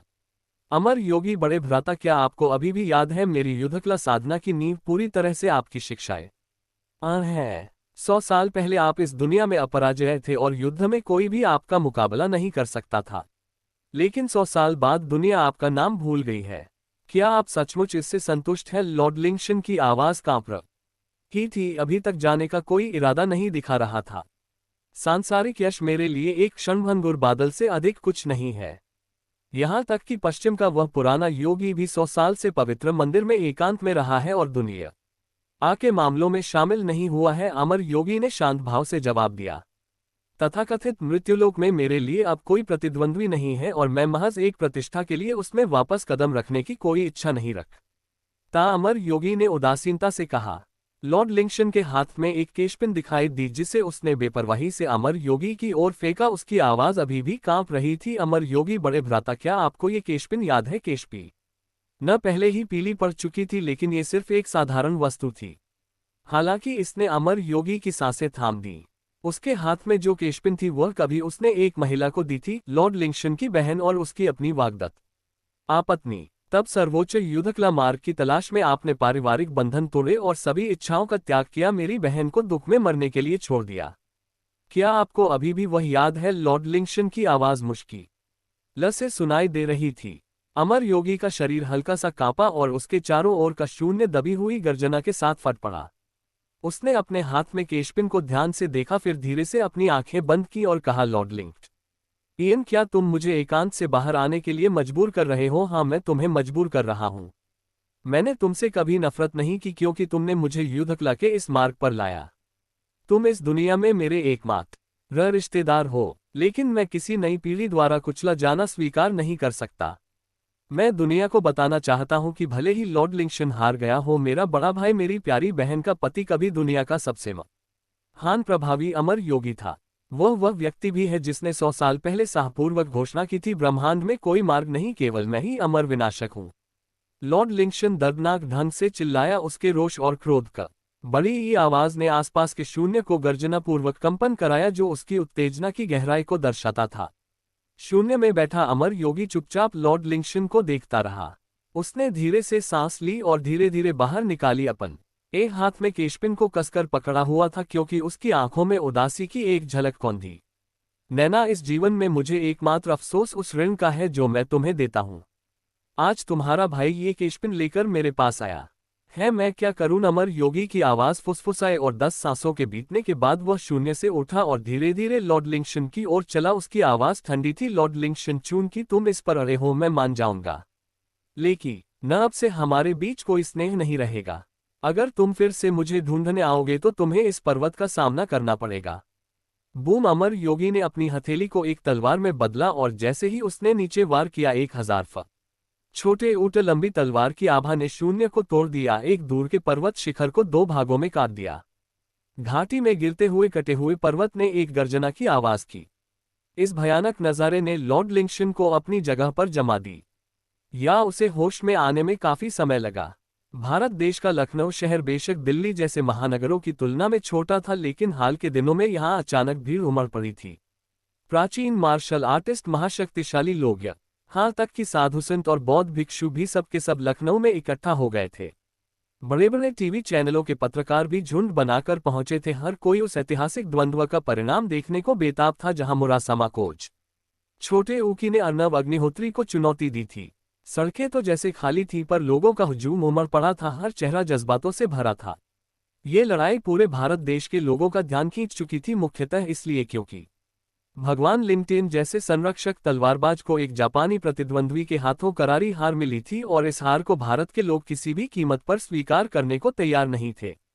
मुरासामा कोजुकी अपनी पारंपरिक जापान बड़ी ही समुराई पोशाक में 2 सेवकों के साथ अग्निहोत्री सदन की ओर बढ़ रहा था।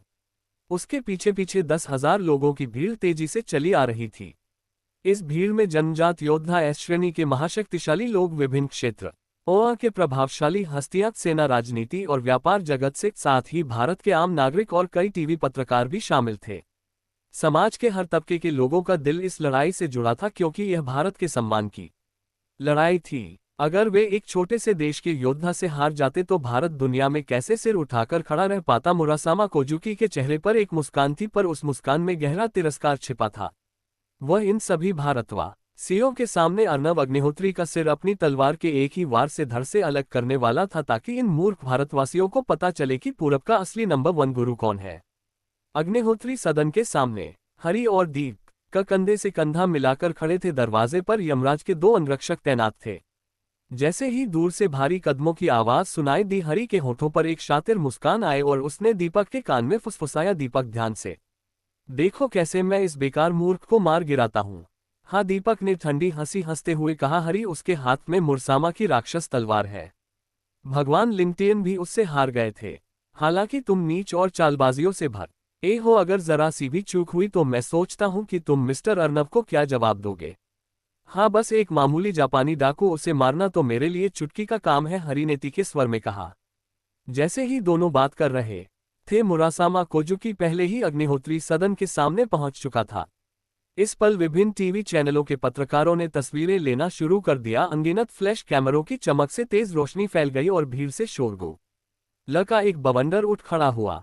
मेरे मालिक मुरासामा कोजुकी आज मिस्टर अर्नब अग्निहोत्री को चुनौती देने आए हैं। ये रहा मेरे मालिक का चुनौती पत्र, कृपया मिस्टर अर्नब अग्निहोत्री को युद्ध के लिए बाहर आने को कहें। एक सेवक ने घमंड से भरा चेहरा बनाए एक सुनहरा चुनौती पत्र हरि की ओर फेंक दिया। चुनौती पत्र पकड़ते ही हरि ने हल्की सी मुस्कान दी। टीवी कैमरों के सामने उसने उस पत्र को फाड़ दिया और बेपरवाही से जमीन पर कर दिया। इस हरकत से मुरासामा कोजुकी के चेहरे का रंग बदल गया। उसकी नजरें हरि की ओर घृणा और घातक इरादे से भरी हुई थी। क्या ऐसा मामूली जापानी डाकू मेरे मालिक का ध्यान आकर्षित करने लायक है? वूश जैसे ही हरि ने ये शब्द कहे, भीड़ में फुसफुसाहट फैल गई। हर कोई हैरान था। क्या ऐसा हो सकता है कि ये मिस्टर अर्नब मुरासामा कोजुकी की चुनौती स्वीकार नहीं करेंगे? अर्नब अग्निहोत्री कुछ खास नहीं है, लगता है वह बस नाम का ही मशहूर है। मुरासामा कोजुकी आगे बढ़ा। उसकी प्रबल ऊर्जा गैंगची भयंकर रूप से ठंडी थी और वह पीछे मुड़कर कई भारतवासियों पर ताना कसते हुए बोला, इस महान भारत देश में कोई ऐसा नहीं है जो मुझसे मुकाबला कर सके। चूंकि अर्नब अग्निहोत्री युद्ध से डर रहा है तो मैं व्यक्तिगत रूप से इस अग्निहोत्री सदन को तोड़ डालूंगा और उसे मौत के घाट उतार दूंगा, ताकि तुम मूर्ख भारतवासियों को एक जापानी योद्धा की शक्ति दिखा सकूं। आप मान स्पष्ट और अस्वीकार्य। जब मुरासामा कोजुकी ने ये बयान दिया तो न केवल वहां मौजूद लोगों के बल्कि भारत में टीवी के सामने बैठे लोगों के भी चेहरे लाल हो गए और उनके अंदर जबरदस्त गुस्सा उमड़ पड़ा। भाई साहब, कृपया मिस्टर अर्नब को युद्ध के लिए बाहर आने को कहें। सच में अगर मिस्टर अर्नब भी लड़ाई से बचेंगे तो क्या पूरी दुनिया भारत को अक्षम लोगों का देश कहकर हंसेगी? कृपया मिस्टर अर्नब बाहर आइए और युद्ध कीजिए। भी और लहरों की तरह उमड़ पड़ी और विभिन्न विनती भरी आवाजें लगातार गूंजती रहीं, जिससे मुरासामा कोजुकी लगातार उपहास करता रहा। उस मोटे आदमी को शरारती निगाहों से देख रहा था। कृपया शांत रहिए, मेरे मालिक की नींद खराब मत कीजिए। मोटे आदमी हरि का चेहरा ठंडा पड़ गया। वह अच्छी तरह जानता था कि अर्नब अग्निहोत्री इस समय झपकी ले रहे थे। अगर वह इस छोटी सी बात को भी नहीं संभाल पाता तो क्या अर्नब अग्निहोत्री उसे दोषी नहीं था? हराते झपकी ये भीड़ से हैरानी की आवाजें आईं। किसी ने उम्मीद नहीं की थी कि ऐसे नाजुक पल में मिस्टर अर्नब असल में झपकी ले रहे थे। हम्फ नखरे दिखा रहा है, मैं इस अग्निहोत्री सदन को तोड़ डालूंगा और देखो आगा कि यह काया कहाँ छिपा है। मुरासामा कोजुकी ने तीखे स्वर में कहा और जैसे ही उसने एक कदम आगे बढ़ाया वह अचानक मुख्य द्वार पर प्रकट हो गया। उसके चारों ओर हिंसक प्रबल ऊर्जा गैंगची घूम रही थी स्पष्ट रूप से। वह द्वार तोड़कर जबरदस्ती अंदर घुसने वाला था। तू छोटा जापानी डाकू, तू मौत को दावत दे रहा है। मोटे आदमी हरी के होठों पर एक शातिर मुस्कान आई और एक खूनी आभा ने उसे घेर लिया। उसकी मोटी हथेलियां अजीब तरह से हरे रंग की हो गईं, एक दुर्गंध फैल गई। शवविष हथेली। मोटे आदमी ने मुरासामा कोजुकी पर एक हथेली से जोरदार वार किया। भयंकर जहरीली प्रबल ऊर्जा गैंगची की हवा ने उसे तुरंत घेर लिया, जिससे मुरासामा कोजुकी का चेहरा बुरी तरह बदल गया। वह तेजी से पीछे हटा, अपनी आस्तीन का एक झटके से जहरीली प्रबल ऊर्जा को और दूर धकेल दिया। सिजलिंग की आवाजें, एक भयावह दृश्य सामने आया। एक सदियों पुराना पेड़ जो जहरीली प्रबल अजा से छू गया था वह तुरंत मुरझा गया। उसकी हरी पत्तियां कुछ ही सांसों में पीली पड़ गईं और भीड़ की हैरान आंखों के सामने पेड़ धूल के ढेर में बदल गया। वह भयानक दृश्य अत्यंत डरावना था। क्या शातिर हथेली की तकनीक है? मुरासामा कोजुकी के मुंह का कोना कांप गया। उसके दिल में एक ठंडी सिहरन दौड़ गई।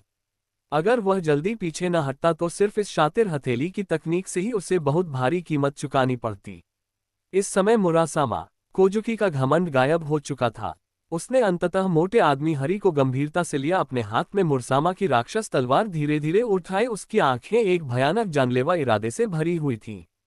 ऐसी शातिर हथेली की तकनीक का विकसित करने के लिए लगता है तुम भी कोई नेक आत्मा नहीं हो। तुम मुरासामा की राक्षस तलवार के नीचे मरने के योग्य हो।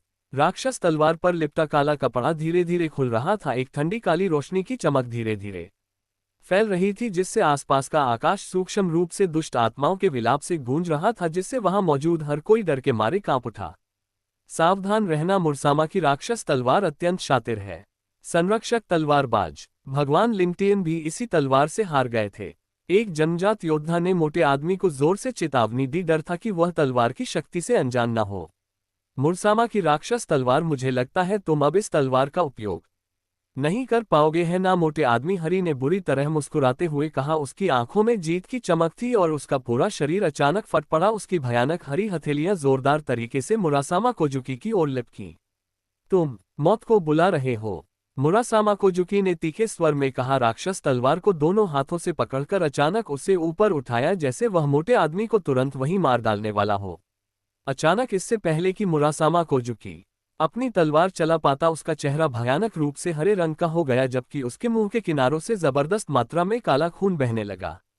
उसके हाथों में मुरासामा की राक्षस तलवार उसी पल जमीन पर गिर पड़ी। मर जा बैंक, क्रूर मुस्कान लिए हुए मोटे आदमी हरी ने अपनी शवविष हथेली मुरासामा कोजुकी की छाती पर जोर से मारी। उसे सीधे जमीन पर गिरा दिया, जिससे मुरासामा कोजुकी में पलटवार करने की कोई ताकत नहीं बची। यह दृश्य देखकर वहां मौजूद हर कोई पूरी तरह हक्का बक्का रह गया। किसी ने उम्मीद नहीं की थी कि भयानक मुरासामा कोजुकी एक अनजान व्यक्ति के हाथों हार जाएगा। एक ऐसा व्यक्ति जो केवल अर्नब अग्निहोत्री का सेवक था। खामोश, बड़ी ही गहरी खामोशी। भारत देश के हजारों लोग अब कब्रिस्तान जैसी खामोशी में थे और 10 अच्छी सांसों के बाद ही वे जबरदस्त खुशी में तालियां बजाने लगे। इस समय मुरासामा कोजुकी अपने मुंह से बहते ताजे खून को रोक नहीं पा रहा था। उसका माथा ठंडे पसीने से लथपथ था और उसकी आंखें मोटे आदमी हरी पर क्रोध और गुस्से से जमी थीं। कितने नीच हो तुम, मुझे जहर दिया? मुरासामा कोजुकी क्रोध से चिल्लाया। क्या मजाक है? एक बड़ा माज आका, मैं नीच और बेशर्म हूं, लेकिन क्या तुम भी वैसे ही नहीं हो? यह मत भूलो तुम मुरासामा की राक्षस तलवार की शक्ति से भगवान लिंगटियन को हरा पाए थे है ना? अगर तुम बाहरी ताकतों की मदद से जीत सकते हो तो मैं ज़हर की मदद से तुम्हें क्यों नहीं मार सकता? मोटे आदमी हरी ने बार बार उपहास किया। जैसे ही मोटे आदमी हरी ने अपनी बात खत्म की, मुरासामा कोजुकी का रंग उड़ गया। वह जोर से जवाब देना चाहता था, लेकिन आखिरी पल में खुद को निशब्द पाया। बहुत अच्छा, आज मैं मुरासामा कोजुकी हार मानता हूं, लेकिन तुम्हें मुझे ये स्पष्ट करना होगा तुमने मुझे कब जहर दिया और मुझे बिल्कुल भी महसूस क्यों नहीं हुआ? मुरासामा कोजुकी दहाड़ा स्पष्ट रूप से उसे अपनी हार का स्रोत नहीं पता था। इसका जवाब यमराज से जाकर पूछो।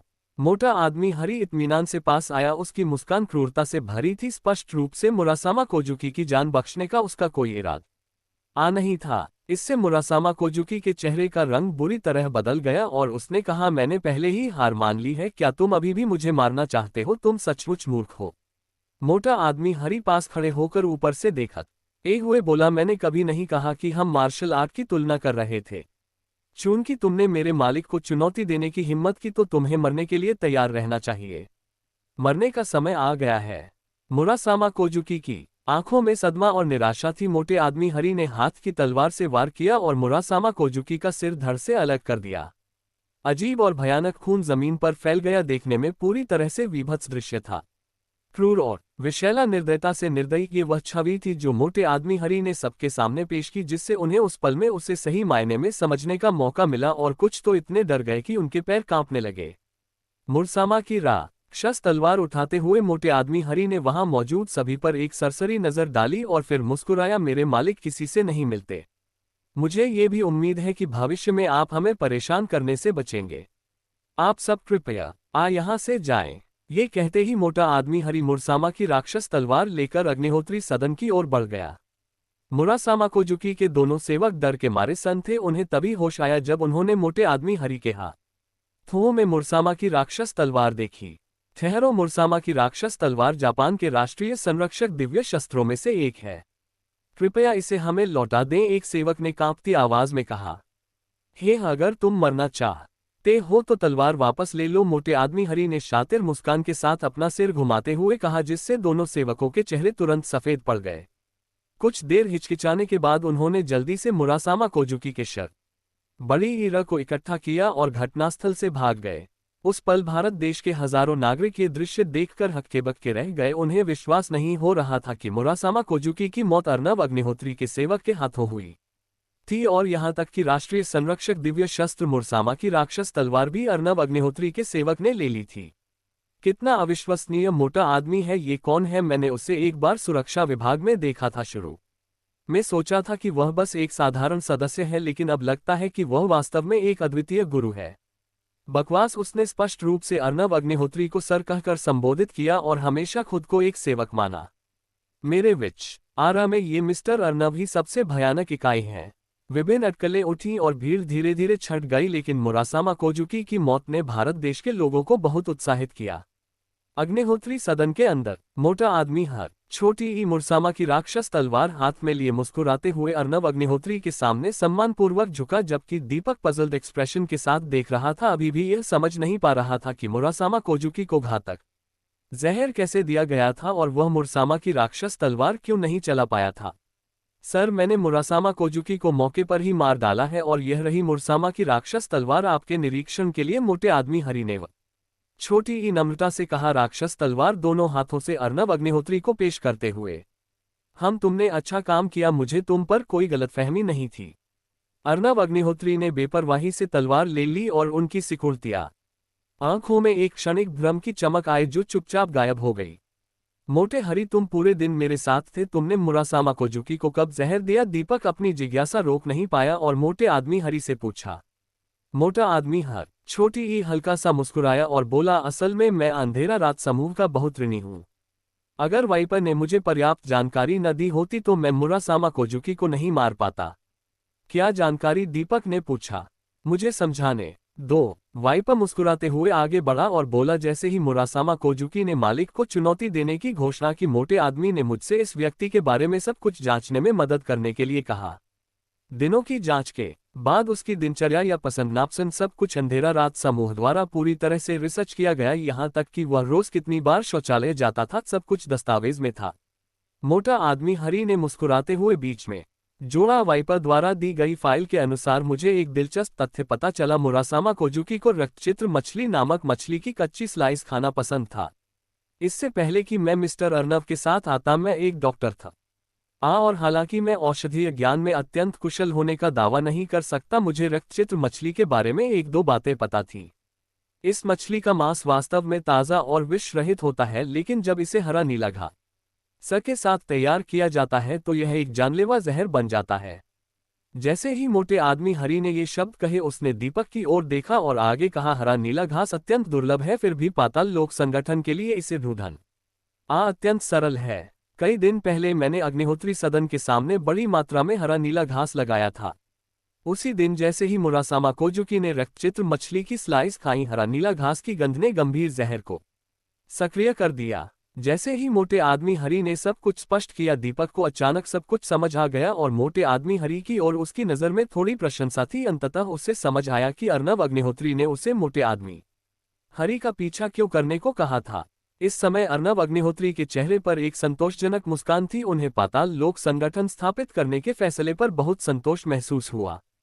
मोटे आदमी हरि और अन्य लोगों के साथ होने से वह कई परेशानियों से बच सकते थे जो कि पाताल लोक संगठन बनाने का उनका मूल इरादा था। दुनिया में हंगामा मच गया, पूरी दुनिया हिल गई। मुरासामा कोजुकी की मौत ने जापान और भारत देश के बीच के कूटनीतिक संबंधों को पूरी तरह से ठंडा कर दिया। जापान ने तो अपने विदेश मंत्री को भारत देश भेजकर मुरासामा की राक्षस तलवार वापस करने की मांग की। दुर्भाग्य से भारत देश का आधिकारिक रुख बहुत मजबूत था। उसने सीधे जापान को बड़े उचित कर दिया कि मुरासामा की राक्षस तलवार अर्नब अग्निहोत्री की युद्ध की लूट थी और भारत देश को जापान की ओर से इसे वापस मांगने का कोई अधिकार नहीं था। एक पल के लिए राष्ट्रों के बीच युद्ध का धुआं धीरे धीरे उठने लगा। स्थिति जरा सी असहमति पर भी युद्ध की ओर बढ़ती दिख रही थी। हालांकि म्यूटेंट बीस्ट्स के दुनिया भर में फैलने के वैश्विक संकट के बीच यह संभावित युद्ध कुछ भी नहीं रह गया। अर्नब अग्निहोत्री ये दो साधारण शब्द पूरी दुनिया में जाने गए। उन्हें पूरब के शीर्ष मार्शल आर्टिस्ट के रूप में ताज पहनाया गया जो पश्चिम में वेटिकन के पवित्र योद्धा के प्रतिद्वंद्वी लगते थे। हालांकि मुरासामा कोजुकी की मौत अर्नब अग्निहोत्री के हाथों नहीं हुई थी। ये केवल अर्नब अग्निहोत्री के एक सेवक ने मुरासामा कोजुकी की जान ली थी जिसने अर्नब अग्निहोत्री की प्रतिष्ठा को चरम पर पहुंचा दिया। लेकिन यह अंत नहीं था। जब अर्नब अग्निहोत्री को बड़े उरब के शीर्ष मार्शल आर्टिस्ट के रूप में ताज पहनाया गया तो दुनिया भर में एक विस्फोटक खबर फैल गई जिससे विश्व शक्तियां हिल गईं, जिन्होंने तुरंत अपने दूतों को भारत देश भेजा। अमर नशी, एक ऐसा नाम जिसने स्वर्ग और पृथ्वी पर राज किया। जब यह नाम आम लोगों के कानों तक पहुंचा तो वे हैरान थे और नहीं जानते थे कि यह कौन था। हालांकि चाहे पूरब हो या पश्चिम, जब भी प्राचीन शक्तियां अमर नशी का नाम सुनती थी तो उनका दिल डर से कांप जाता था, क्योंकि इसी नाम ने एक सदी पहले भारी उथल-पुथल मचाई थी। धरती और आकाश में कोई और राह नहीं, बस अमर नशी अकेला खड़ा है। बुद्ध या धर्म का कोई सम्मान नहीं दिखाया, अकेले खुद को प्रशिक्षित किया। उसने अपनी मार्शल शक्ति से महान पुण्य भूमि को पार किया। कभी ऐसे सेनापति से नहीं मिला जो एक भी वार झेल सके। उसने जापान पर कदम रखा, कोरिया को हराया, दूर पश्चिम तक गया और अपनी प्रभुत्व की राह पर कई पश्चिमी शक्तियां उसके चरणों में गिर गईं, जब तक कि तत्कालीन पोप पवित्र मंदिर से बाहर नहीं निकले और दोनों के बीच एक विश्वहिला देने वाली लड़ाई छिड़ गई। वह लड़ाई पृथ्वी हिला देने वाली थी, परिणाम अज्ञात था और इस लड़ाई के बाद ही दुनिया की दो शीर्ष शक्तियां गायब हो गईं। लोगों के लिए ऐसी कहानियां छोड़ गईं जिनकी वे तरसते थे। अमर नशी पूरब का शीर्ष मार्शल आर्टिस्ट, दुनिया का नंबर 1 भी माना जाता था। यदि एक सदी पहले वह लड़ाई नहीं हुई होती जिसका परिणाम अज्ञात था, तो अमर नशी बहुत पहले ही दुनिया के शीर्ष मार्शल आर्टिस्ट का खिताब हासिल कर चुका होता। प्राचीन मार्शल आर्ट सम्मान देने आए महाशक्तियां श्रद्धा में झुकी। गुरु को ल विद्यापीठ, छोटा बोधि मठ, पूरब और पश्चिम के प्राचीन परिवार, वेटिकन के दूत, पश्चिमी जादू टोना संघ, वैश्विक शक्तियां सब गति में थीं, भारत देश की ओर दौड़ रही थी, क्योंकि अमर नशी एक युग का किंवदंती था जिसे कोई तोड़ नहीं पाया था। वह अजयता के शिखर पर खड़ा था और अमर नशी के अभी भी नश्वर लोक में होने के कारण पूरब के शीर्ष मार्शल आर्टिस्ट का खिताब कौन मांगने की हिम्मत करेगा। वैश्विक टेलीविजन प्रसारण के माध्यम से भगवान लिनटियन ने अर्नब अग्निहोत्री को चुनौती दी, यह कहते हुए कि यदि अर्नब अग्निहोत्री पूरब के शीर्ष मार्शल आर्टिस्ट का खिताब हासिल करना चाहते हैं तो उन्हें पहले अमर नशी अपने बड़े भाई से लड़ना होगा। यदि वह उसे हरा सके तो यह खिताब उन्हें स्वेच्छा से सौंप दिया जाएगा। दुनिया हैरान थी और सबकी नजरें इस घटना पर थीं। फिर भी लखनऊ शहर अत्यधिक शांत था। अर्नब अग्निहोत्री ने इस मामले पर कोई जवाब नहीं दिया, जिससे भगवान लिंक्डइन को ऐसा महसूस हुआ जैसे उनका मुक्का रुई पर पड़ा हो। उन्हें निराशा और एक गहरी आंतरिक असंतोष की भावना का अनुभव हुआ। जनता की नज़रों में अर्नब अग्निहोत्री का जवाब न देना आपत्तिजनक नहीं था, क्योंकि अमर नशी एक मिथक था और अर्नब अग्निहोत्री चाहे कितने भी मजबूत क्यों न हो, अमर नशी का प्रतिद्वंद्वी कैसे हो सकते थे। जैसे ही मामला शांत होता दिख रहा था, लखनऊ टेलीविजन के माध्यम से मोटे आदमी हरि ने एक घोषणा की जिसने दुनिया का ध्यान फिर से उसकी ओर खींचा। इस दुनिया में अभी तक किसी ने मेरे कुलनायक फैमिली हेड को चुनौती नहीं दी है, लेकिन यदि कोई मेरे कुलनायक को चुनौती देना चाहता है तो उसे व्यक्तिगत रूप से आकर मिलना चाहिए। जब ये बयान जारी किया गया तो दुनिया भर में हंगामा मच गया। स्पष्ट रूप से इस घोषणा को अत्यधिक घमंड भरा पाया गया, यहाँ तक कि यह सुझाव दिया गया कि अमर नशी को व्यक्तिगत रूप से घर आना चाहिए। अमर नशी को इतनी हल्के में कैसे लिया जा सकता है? दिल्ली शहर भगवान लिंक्डइन का चेहरा गंभीर था, क्योंकि वह टीवी पर मोटे आदमी हरी को ध्यान से देख रहा था, जबकि काले कपड़ों में लिपटा अमर नशी का चेहरा भावहीन था, जो बाहरी मामलों से अप्रभावित लग रहा था।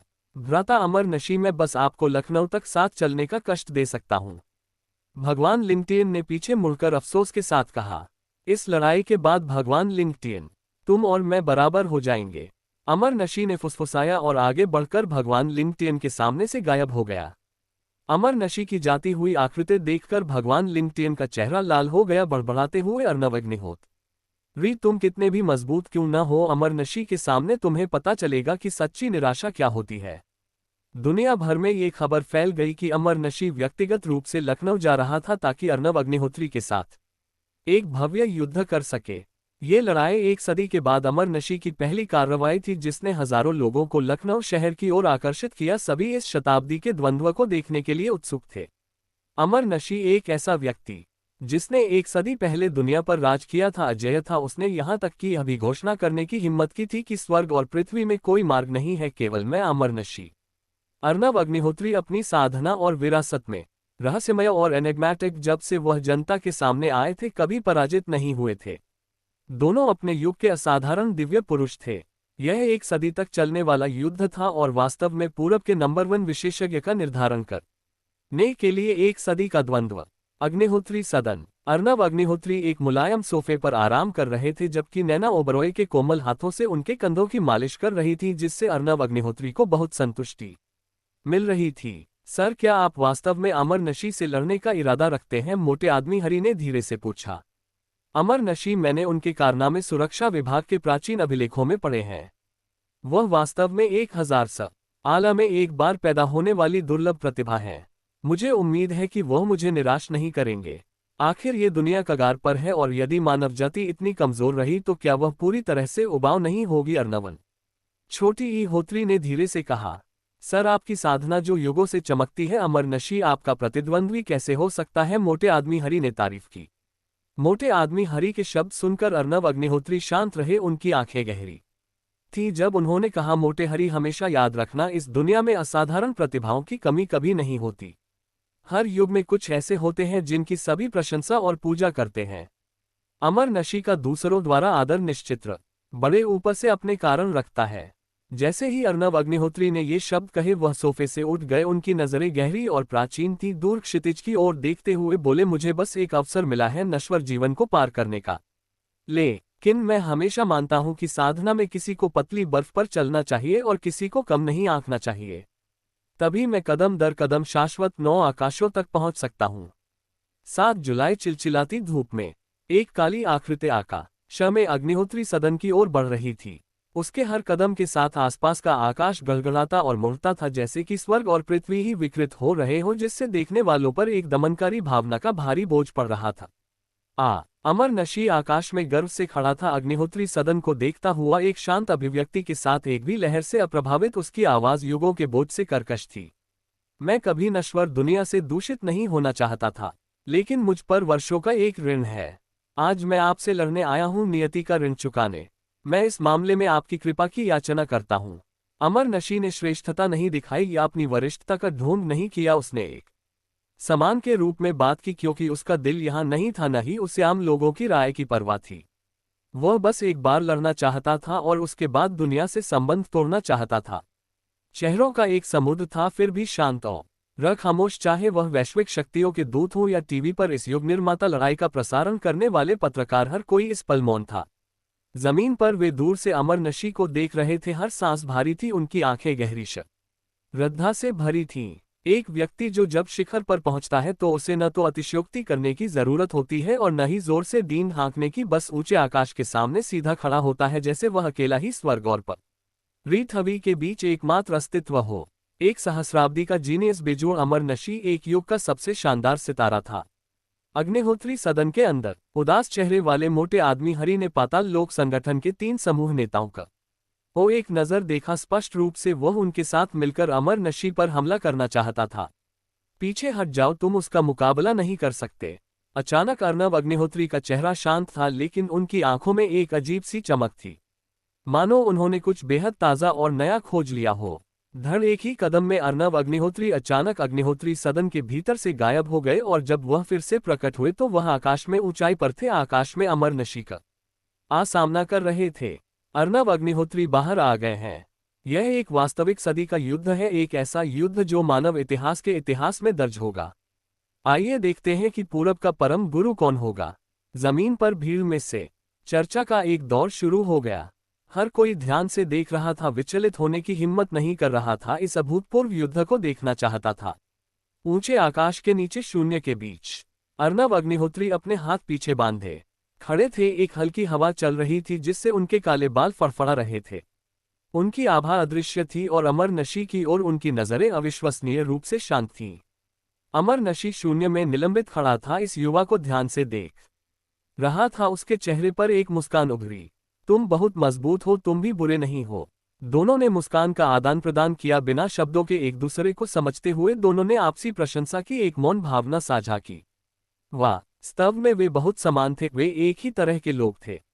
वे न तो स्वर्ग का सम्मान करते थे और न ही पृथ्वी का, केवल खुद को प्रशिक्षित करते थे और मानते थे कि उनकी नियति उनके अपने हाथों में थी, न कि स्वर्ग द्वारा निर्धारित। समुद्र खेत बन जाते हैं, समय बदलता है। मैंने हमेशा खुद को एक युग में अजेय माना, ये सोचकर कि इस दुनिया में कोई योग्य प्रतिद्वंद्वी नहीं बचा है। लेकिन आज भाई अर्नब से मिलने के बाद मुझे एहसास हुआ कि तुम जैसे लोग अभी भी मौजूद हैं। अगर अमर नशी आज युद्ध में मर भी जाए तो मुझे कोई अफसोस नहीं होगा। अमर नशी ने मुस्कुराते हुए कहा। इन अधोगामी युगों में जब आध्यात्मिक ऊर्जा नहीं है, भाई अमर नशी ने अकेले खुद पर निर्भर रहकर प्राचीन मार्शल आर्ट की सीमाओं को पार करने में कामयाबी हासिल की है। एक ऐसा मार्ग बनाया है जिस पर पूर्ववर्तियों ने कदम नहीं रखा। ये कुछ ऐसा है जिसकी मैं गहराई से प्रशंसा करता हूं। अर्नब अग्निहोत्री ने धीरे से सिर हिलाया। उनकी आंखों में प्रशंसा चमक रही थी, उनकी आवाज सच्ची थी।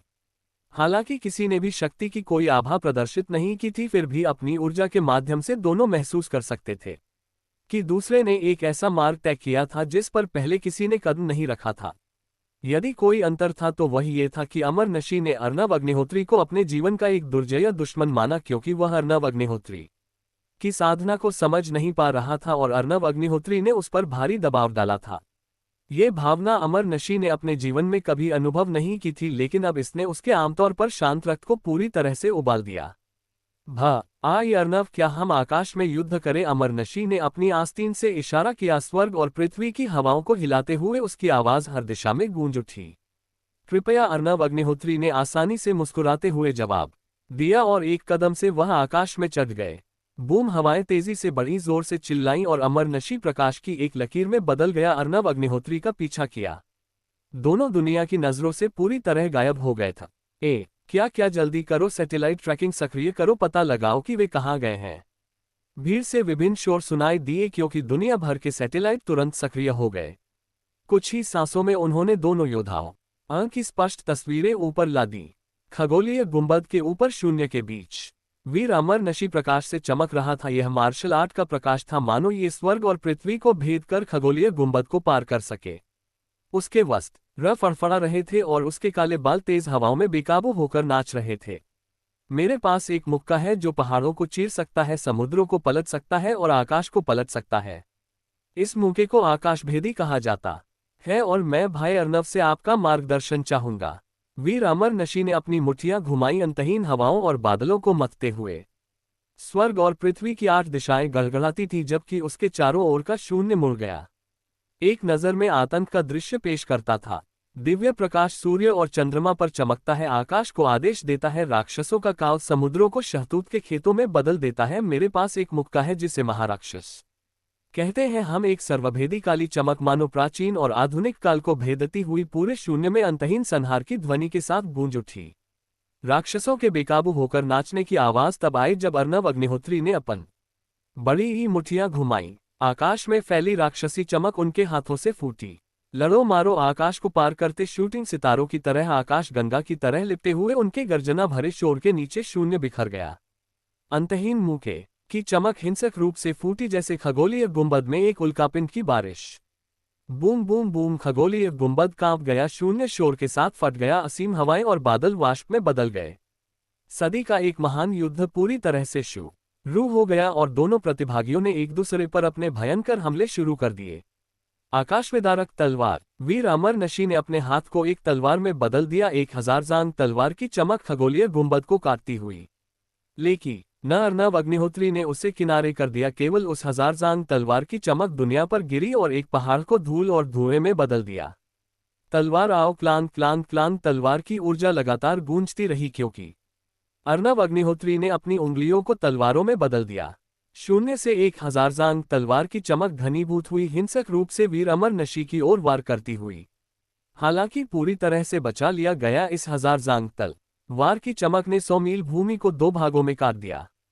भयानक शक्ति अकल्पनीय थी। सैटेलाइट प्रसारण ने दुनिया भर के सभी लोगों को इस सदी का महान युद्ध देखने की अनुमति दी।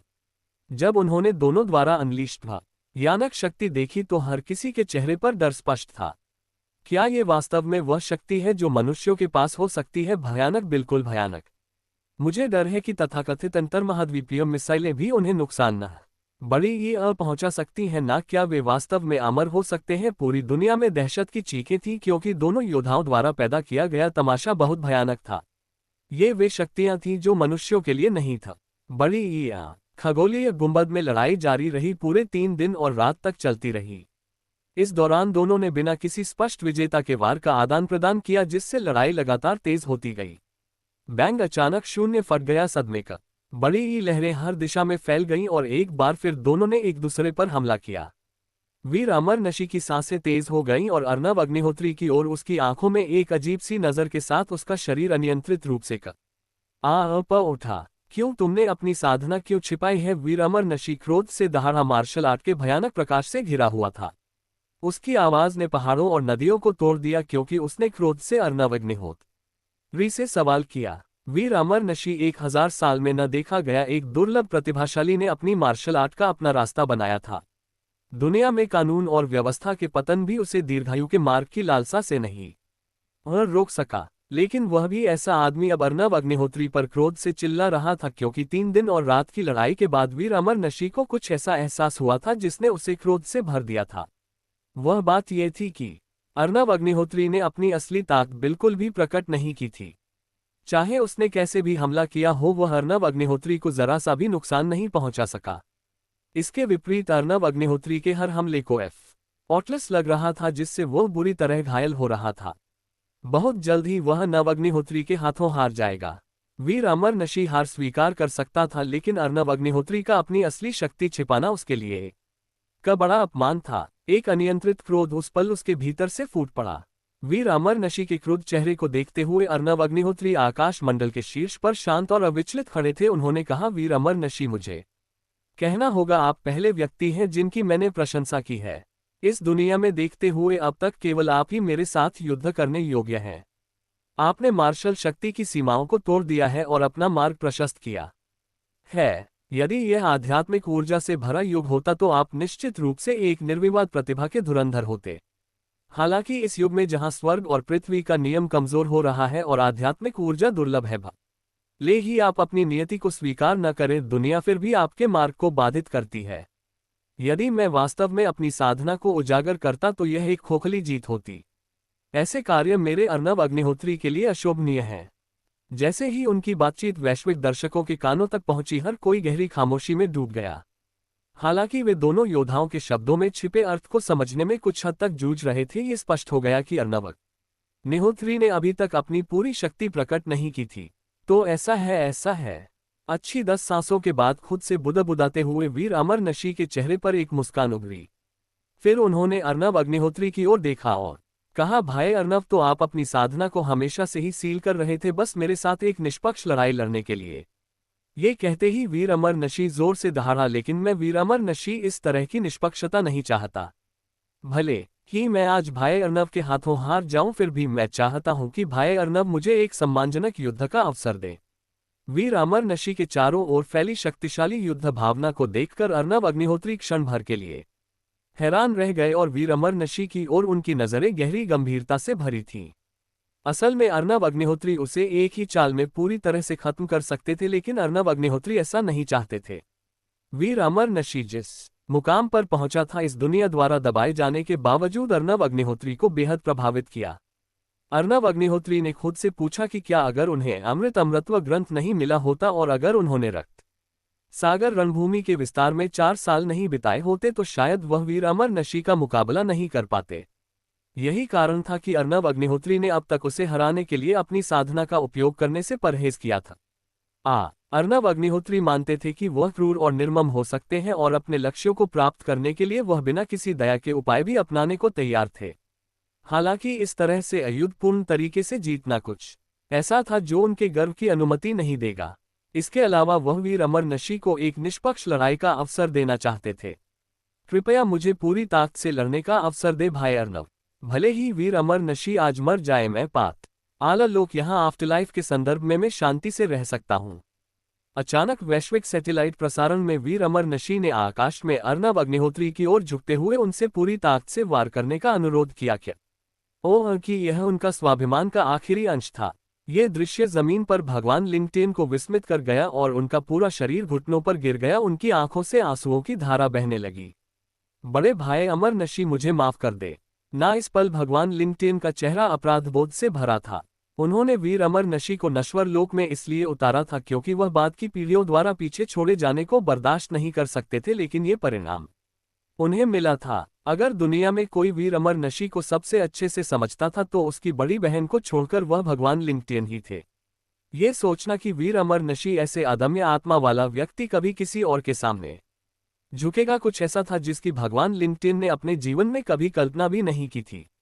अब जैसे ही दृश्य वास्तव में सामने आया, इसने ये भी साबित कर दिया कि वीर अमर नशी इस समय कितना व्यथित और भावुक था। आकाश मंडल के ऊपर अर्नब अग्निहोत्री की आंखें थोड़ी बंद थीं, फिर धीरे धीरे उन्होंने उन्हें खोला। उनकी आंखों की गहराई में खून की एक लकीर दौड़ी। खगोलीय संहार की आभा ने उन्हें घेर लिया और भूत प्रेत के विलाप और देवताओं के चीत्कार की आवाजें स्वर्ग और पृथ्वी के चारों ओर से निकलती हुई प्रतीत हुई। स्वाभिमान, तुम कहते हो बहुत अच्छा, तो मैं तुम्हारी इच्छा पूरी करूंगा। एक ऐसी आवाज के साथ जिसने आकाश मंडल को बिजली के कड़कने की तरह तोड़ दिया। जैसे ही अर्नब अग्निहोत्री बोले, वीर अमर नशी का चेहरा लाल हो गया और उसके चारों ओर एक विशाल युद्ध भावना प्रकट हुई। उसने अर्नब अग्निहोत्री पर दहाड़ते हुए कहा, आओ लड़ो महाराक्षस मुख का। आकाश में द्रोही वार पहले जैसा ही महाराक्षस मुख का, लेकिन इस बार इसने शून्य को तोड़ दिया और स्वर्ग और पृथ्वी के बीच फट गया। जब अर्नब अग्निहोत्री ने यह मुक्का मारा तो भयानक राक्षसी प्रकाश ने आकाश और पृथ्वी का ओर ढक लिया, यहां तक कि सैटेलाइट कैमरे भी दृश्य को कैप्चर करने में विफल रहे। लेकिन उस जबरदस्त राक्षसी प्रकाश के भीतर स्वर्ग के डिफायंस में एक भोर जैसी तलवार की रोशनी उठी, जिसे राक्षसी प्रकाश ने तेजी से निगल लिया। बूम, स्वर्ग और पृथ्वी कांप उठे, शून्य ढह गया और दर्जनों सांसों के बाद स्वर्ग और पृथ्वी का यह हिस्सा फिर से स्पष्टता में लौट आया। बस इतना था कि आकाश से एक खून से लथपथ आकृति गिर रही थी। बड़े भाई अमर नशी, जमीन पर भगवान लिंगटेन ने एक दुखद चीख निकाली। वह आगे बढ़ा, आकाश में उड़ गया और सीधे गिरते हुए अमर नशी की ओर दौड़ा। ऊंची हवा में भगवान लिंगटेन ने अमर नशी के शरीर को पकड़ा, लेकिन जब उसने अमर नशी के शरीर की गंभीर स्थिति देखी तो उसकी आंखों से आंसू बहने लगे और वह जोर जोर से माफी मांगता रहा। अमर नशी के मुंह के कोने से लगातार भारी मात्रा में ताज़ा खून बह रहा था। उसका शरीर चारों ओर से फट हुआ था, फिर भी उसके चेहरे पर मुस्कान एक बच्चे जैसी संतुष्ट थी। उसकी आवाज धीरे से फुसफुसाई, मैं हार गया, हाँ मैं सच में हार गया, लेकिन स्वर्ग की आंखें हैं, पता चला कि अमृतत्व का मार्ग अभी तक नहीं कटा है। अगर अमर नशी मर भी जाए तो क्या? इसी समय वीर अमर नशी पूरी तरह बेहोश हो गया और भगवान लिंगटेन वीर अमर नशी के टूटे हुए शरीर को पकड़े हुए भी इस पल जमीन पर उतरे। बुझ शून्य कांप उठा, लहरें बनी। अर्नब अग्निहोत्री आकाश से नीचे उतरे, चुपचाप भगवान लिंगटेन के सामने प्रकट हुए। बेहोश अमर नशी को अपनी आंखों में गहरी सोच के साथ देख रहे थे। बैंग, अचानक भगवान लिंगटेन जमीन पर घुटनों के बल गिर गए, उनके गालों से आंसू बह रहे थे। वह अर्नब अग्निहोत्री को लगातार दंडवत प्रणाम करते रहे। उनकी आवाज दुख से भरी थी, मिस्टर अर्नब, कृपया मेरे बड़े भाई की जान बख्श दें। अगर आप किसी को मारना चाहते हैं तो मुझे मार दे, क्योंकि मैंने बड़ी ही इस महान युद्ध को उकसाया था। इस पल सैटेलाइट के माध्यम से प्रसारित पूरी दुनिया ये दृश्य देख रही थी। हर कोई तनाव से शांत था क्योंकि वे सभी जानते थे कि अर्नब अग्निहोत्री एक हत्यारे देवता थे और उनके सभी छोटे दुश्मनों को दफनाने के लिए कोई जगह नहीं मिलती थी। तुम जा सकते हो, अर्नब अग्निहोत्री ने शांत भाव से कहा। बेहोश अमर नशी पर गहरी नजर डाली, फिर अचानक मुड़कर दुनिया की एस्टोनिश्ड नजरों के बीच अग्निहोत्री सदन में लौट गए। धन्यवाद मिस्टर अर्नब, दया का जीवन बख्शने के लिए। भगवान लिंटेन आपको अपना गहरा आभार व्यक्त करते हैं। भगवान लिंटेन को वास्तव में उम्मीद नहीं थी कि अर्नब अग्निहोत्री उनके बड़े भाई की जान बख्श देंगे और वह भावनाओं से अभिभूत थे। वह अर्नब अग्निहोत्री की जाती हुई आकृति की ओर लगातार दंडवत प्रणाम करते रहे। फिर वह जल्दी से अमर नशी को ले गए और वहां से चले गए। अमर नशी हार गया, गलत नहीं, वह सच में हार गया। मिथक का एक युग, यह एक युग का अंत है, एक नए मिथक का जन्म हुआ है। अर्नब अग्निहोत्री वह पूरब के नंबर 1 मास्टर हैं। चाहे वहां मौजूद विभिन्न देशों के दूत हो या स्वयं भारत देश के मार्शल आर्टिस्ट, तो उन सभी ने इस युग निर्माता युद्ध पर आहें भरी और फिर वे सब अपने अपने रास्ते चले गए। हालांकि इस सदी का महान युद्ध मानव इतिहास के इतिहास में अंकित हो जाएगा, भविष्य की पीढ़ियों के लिए एक किंवदंती छोड़ जाएगा जिसकी वे तरसते हुए प्रशंसा करेंगे। विक्रम आकाश में एक अर्धचंद्र लटका हुआ था, तारों से भरा आकाश फैला था, चांदनी नीचे बिखर रही थी और उसने अर्नब अग्निहोत्री को भी बेदाग चमक में लपेट लिया था, मानो वह एक छोटी इत्र से निकले अमर हो। अकेले चांद के नीचे खड़े अर्नब अग्निहोत्री का चेहरा शांत और भावहीन था। एक हवा चली जिससे उनके कपड़े हल्के से सरसराए। उन्होंने आकाश में ऊंचे चांद को देखा, उनकी आंखें खुलती और बंद होत बड़ी ही रही, गहरी दिख रही थी। उनके विचार अज्ञात थे। सर, आपने उसे क्यों नहीं मारा? किसी समय हरी चुपचाप अर्नब अग्निहोत्री के बगल में प्रकट हुआ। उसके चेहरे पर स्पष्ट रूप से भ्रम का भाव था। दोस्तों, कैसी लगी आपको आज की कहानी? पसंद आई ना वो ट्विस्ट, वो ड्रामा और वो मिथिक वाइब वाला मैजिक? अगर दिल कहे वाह मजा आ गया तो लाइक जरूर ठोक देना। कमेंट में बताना कि अगला एपिसोड किस तरह का देखना चाहते हो, रोमांस, बदला या फिर कोई सुपरनैचुरल धमाका। और हां, अगर अब तक सब्सक्राइब नहीं किया तो तुरंत कर लो, क्योंकि अगला पार्ट आने वाला है और भी ज्यादा धमाकेदार। याद रखो, यहां हर कहानी सिर्फ कहानी नहीं होती, ये एक एहसास है, एक वाइब है, मिथिक वाइब। तो मिलते हैं अगले एपिसोड में, नई कहानी, नए ट्विस्ट और वही पुराना मिथिक मस्ती वाला अंदाज। स्टे ट्यून्ड, स्टे वाइब्ड, क्योंकि कहानी अभी बाकी है दोस्तों।